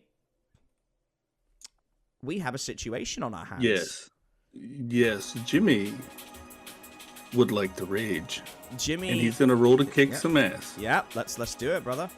Roll to kick some ass. Let's see if Bubba Marvel can handle it. Ooh, He can't handle this. I'm bringing the smoke. He can't handle that shit. All right, Jimmy. What does this look like? So we're in a test of strength, correct? Like we're locked hands, like the old school test of strength style. Sweet. So as he was trying to push me back, I'm just gonna take like 2 steps forward, and then I'm gonna use like a judo throw to like throw him off of me and down to the ground. Okay, love that. You will completely overpower him and get him to the ground. And on an 11, Jimmy, I'm going to also say that as you do that and he hits the ground and gets winded, you either knee him or bare hand chop him in the neck. Whichever you want. I'm going to go with the bare hand chop to the neck. And a bunch of spit and some blood comes out and he is flailing. And he's going to take 4 harm.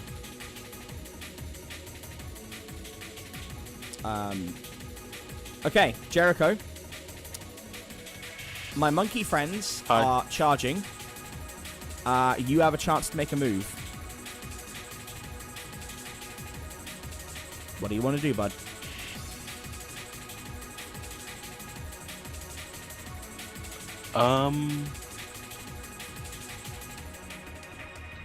Can I use magic option again, or do I have to use something? Use like just normal? It depends what you want to do.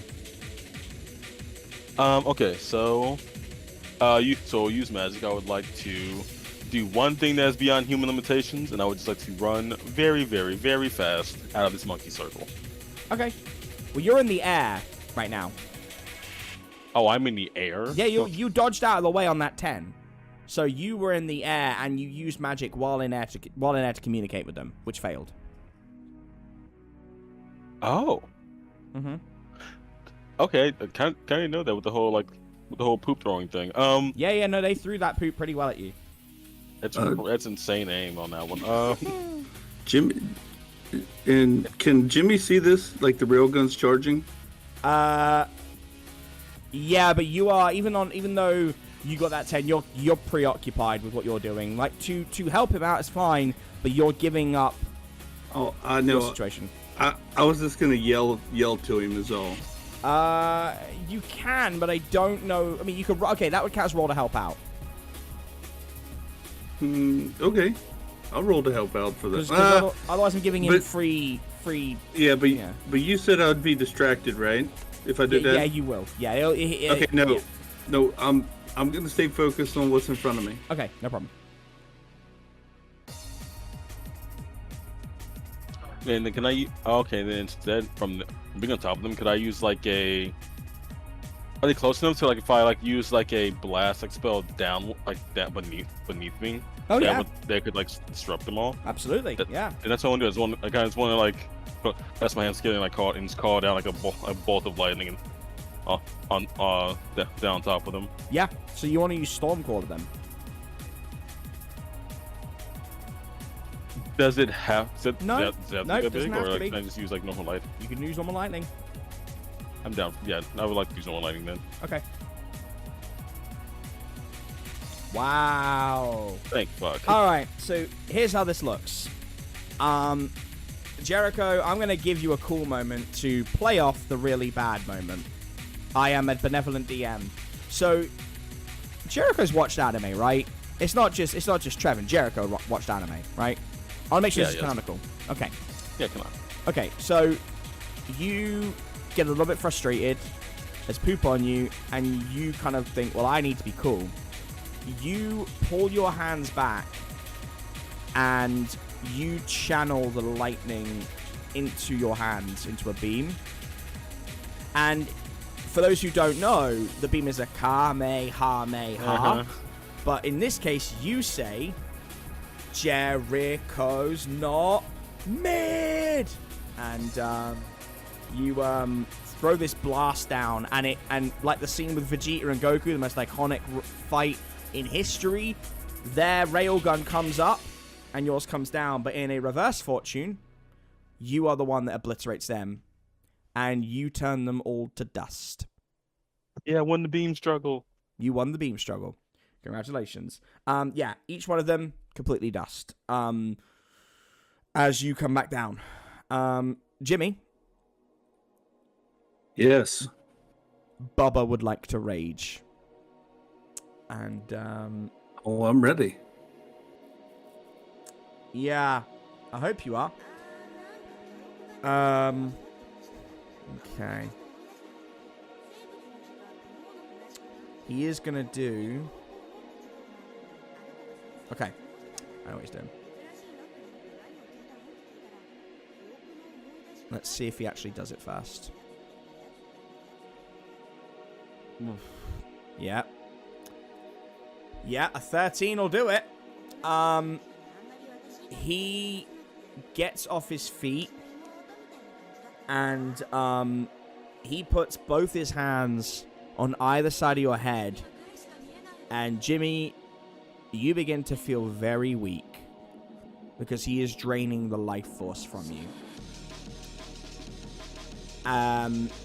You take, on 13, you're going to take 3 harm. And this is bringing you to your knees as you stare into his eyes, these manic, wild eyes. And you feel everything begin to fade around you. And I think Jericho, we'll go to you. Actually, no, sorry. Hi. No, I'm wrong. Jimmy, what do you want to do first? Let's say, can Jimmy try to break out of the hold he has on him? On a 13? Yeah, you could. That'd be your only roll, though. But that'd be an act under pressure. But yeah. I'll give it a try. We'll see what happens. Okay.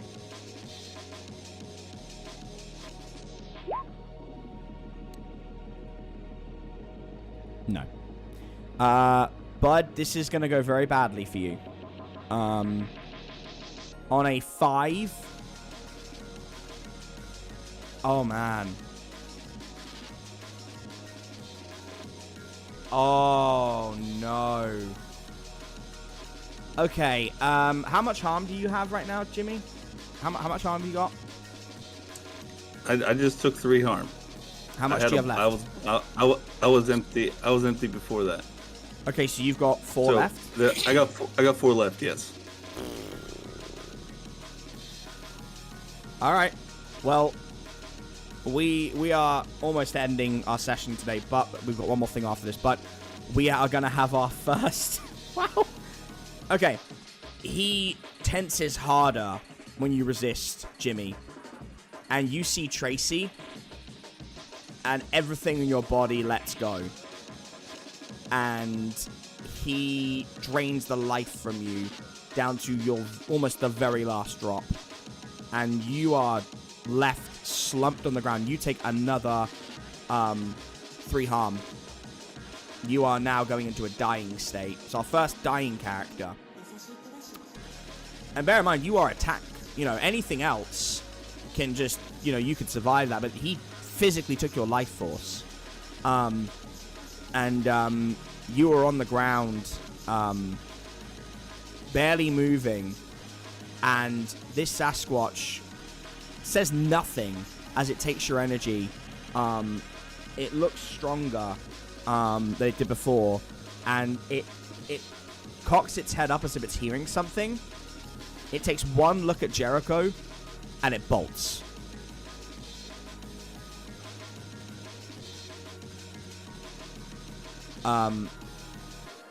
Jericho, what would you like to do here?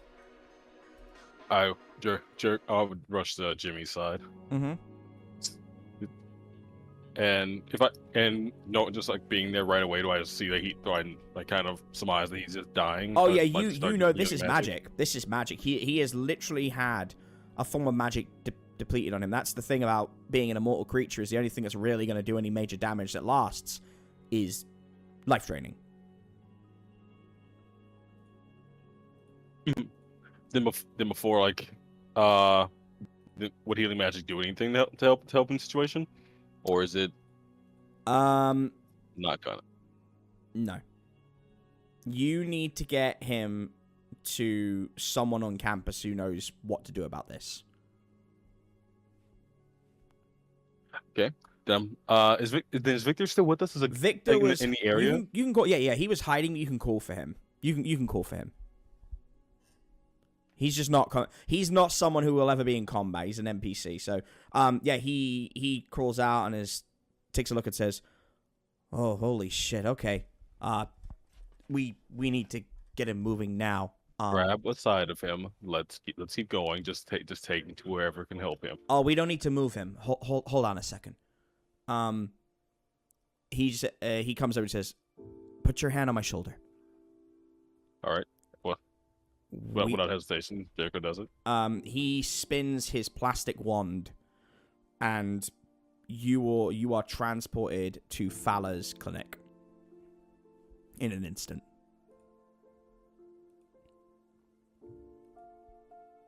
Cool. Is Fowler still here? Yeah, she is. She's actually feeding the Council of Spiders right now, and she jumps when she sees you. Holy, what the? You want to tell me what happened here?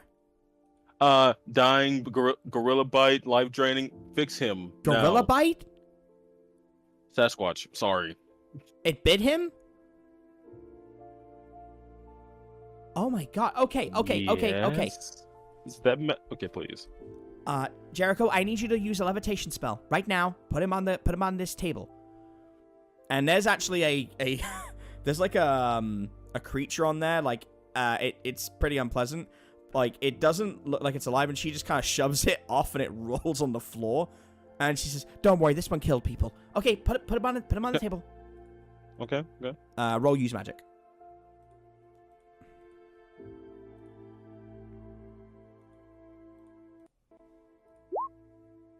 Okay, you gently, the most perfect levitation spell. As you gently and carefully lift him and put him down peacefully. And she starts looking around at him. And your bubble stays there. It's actually keeping him in stasis. Which is a big help for her and a big help for Jimmy. And she takes a look at him and says, "Okay, I'm putting my doctor hat on and I need some tools. This is gonna be a problem." God damn it. Anything. Say anything you need, and I'll get it for you. Oh, don't worry. we can rebuild him. And she pulls out a slew of cybernetic augments and smiles and says, we have the technology.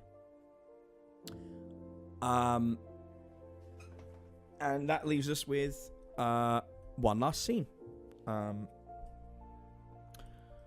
Actually, thinking about it, 10 minutes is fine. So Callista and Margot. Yeah. Where are you guys at right now?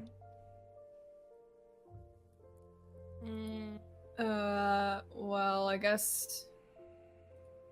Was there anything else we were gonna do before we went to the? Oh no, we're looking at the siren. Yeah, video, we were right? looking at the security camera of the siren. Okay.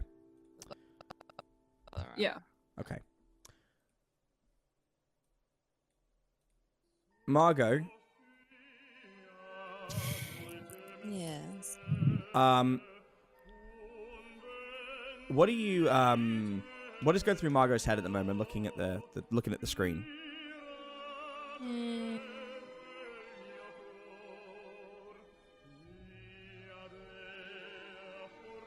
A mixture of anger and grief, and also just anticipation that she's actually gotten this close. And yeah, I think that's about it. Waylon looks at you and says, you're not planning on going in there, are you? It'll kill you.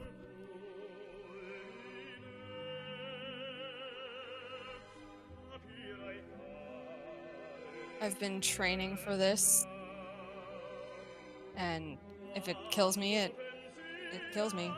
Honestly, I don't care at this point, but I also don't think that'll happen. So. Fascinating. You really do have a Survivor's Guild complex. Well, it's not like I can stop you. Is that where you're going next? Don't you have a mission to achieve? Not next, but at least I know where it is, and we can visit that later. But no, we do have something a bit more pressing going on. Okay. So you, do you leave at this moment? Yeah, well, she hasn't told me where that is in the building. I just know. Oh no, it's Sector 9. She doesn't Sector know. 9, right? It's just Sector 9. She doesn't know where. Okay. So Sector 9 Okay, is a that's pretty fine. secretive area. It just says Camera 3, Sector 9. Okay. But if you're going there at some point, you'll find it. Okay. All right. Yeah. So then, yeah, we can leave then. Okay. She says, well, I understand. And I may come across as a bitch, but someone around here has to be.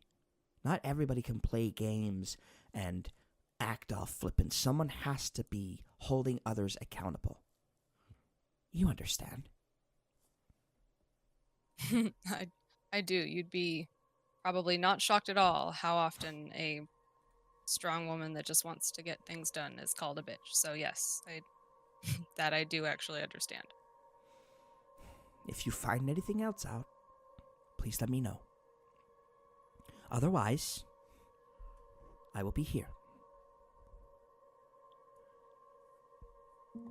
Thank you. And as you start to leave, Callista, you begin to grow back. You feel your body. Probably get Oh, off on your thank God. shoulders Yeah. then. Yeah, well, you feel it. You hop Oh, hop God. off and you begin to stretch out, and you are back to normal Callista height and maturity, Finally. with cracker bits all around your face still. She blushes and wipes them away, and then also looks down at the Umbreon plushie she's still holding, and doesn't seem to know what to do with it for a second, and then she just kind of makes it disappear into the pocket dimension. And she brushes her clothes off and is like, okay, let's go. Okay, we're not gonna talk about that. Preferably never again. Okay. I guess Hank Gunkerson And- just narrowly avoided either a lawsuit or an ass beating, so good for him. The next time I see him, A few minutes though, my ass. Ha. Okay. So let's go find. Where are we going next? We need to meet up with the others Okay. Yes. There we go. at the security station. Okay. So let's. Do we know where that is? We don't. Or yes, we do. We've been. Yeah, there. it's in Yeah. the. Let's Yeah, yeah. go there. We've been there before. Yeah. Okay. But, Let's go there. Okay. As they're walking there, Mm-hmm. Callista looks at Margot and says, Do you want to talk about it?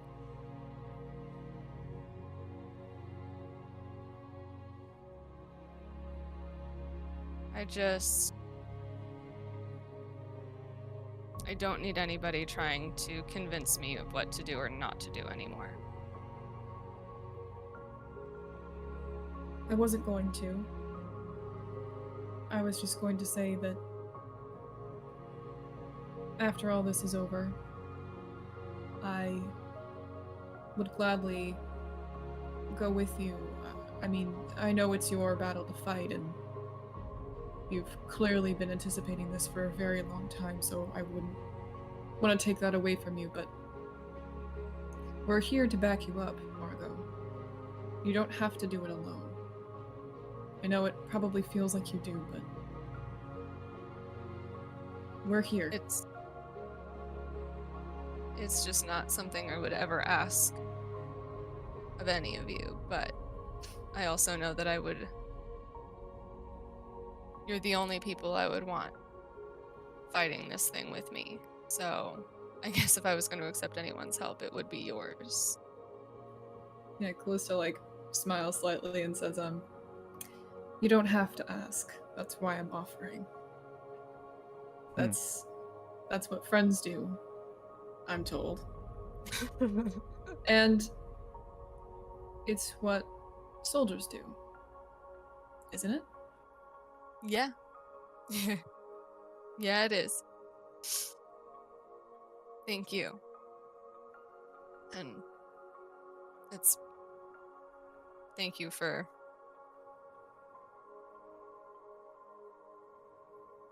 just being there. And I understand. You're very welcome. Aww. You guys make it to the edge where you need to be. So you're going, just to be clear, you're going over to the meeting point now? Is that where you're going? yeah, Yeah. because we don't know that they're at the dock. We don't know they're in trouble, so yeah, we're going. No, to of course the you wouldn't. Yeah, security- of course you wouldn't know. Okay. You This is why I planned for this. Yeah. You start to walk over there, and there's an area that you can cut through. It's like a part of the gate that leads into St. Martin's Woods. This will be our last scene. And as you go in there, you find there's a very clear illuminated path that's using shrooms, like bright incandescent mushrooms, and you can follow it into the area. And you see two people sat by a campfire.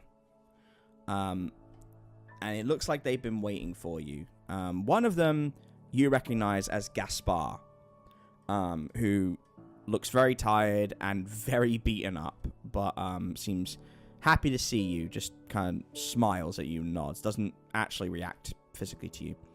The other one is a young individual, indiscriminate gender, about 18 to 21, pretty well built, they clearly lift, bro.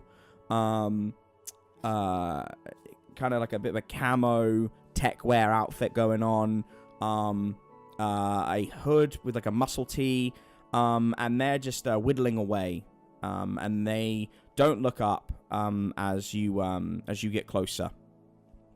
But Gaspar, it looks like he's going to say something, and he sees there's just the two of you, and he closes his mouth again.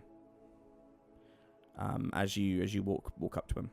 And by the way, the time now, it would probably be about, what time did you say you were going to meet again?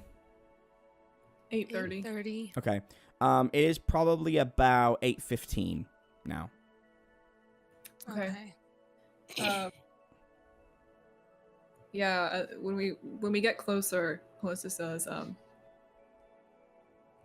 we've been looking for you, and we're not the only ones. Ah, yes, it's been a bit of a long day, as it seems to have been for you. Did not mean to make you worry, but, some things are just out of my control. But, it's good that you're here. Now we can... And, the individual next to them pipes up and says, "You don't need to tell them the plan. We don't even know if they're on our side yet. Gaspar, we've talked about this. You're too soft." And he bristles and says, "Yes, no, fair enough, Zephyr, sorry." Your side of what? Well, this is the Nightmare Liberation Front. And tonight, we will be freeing every nightmare housed here.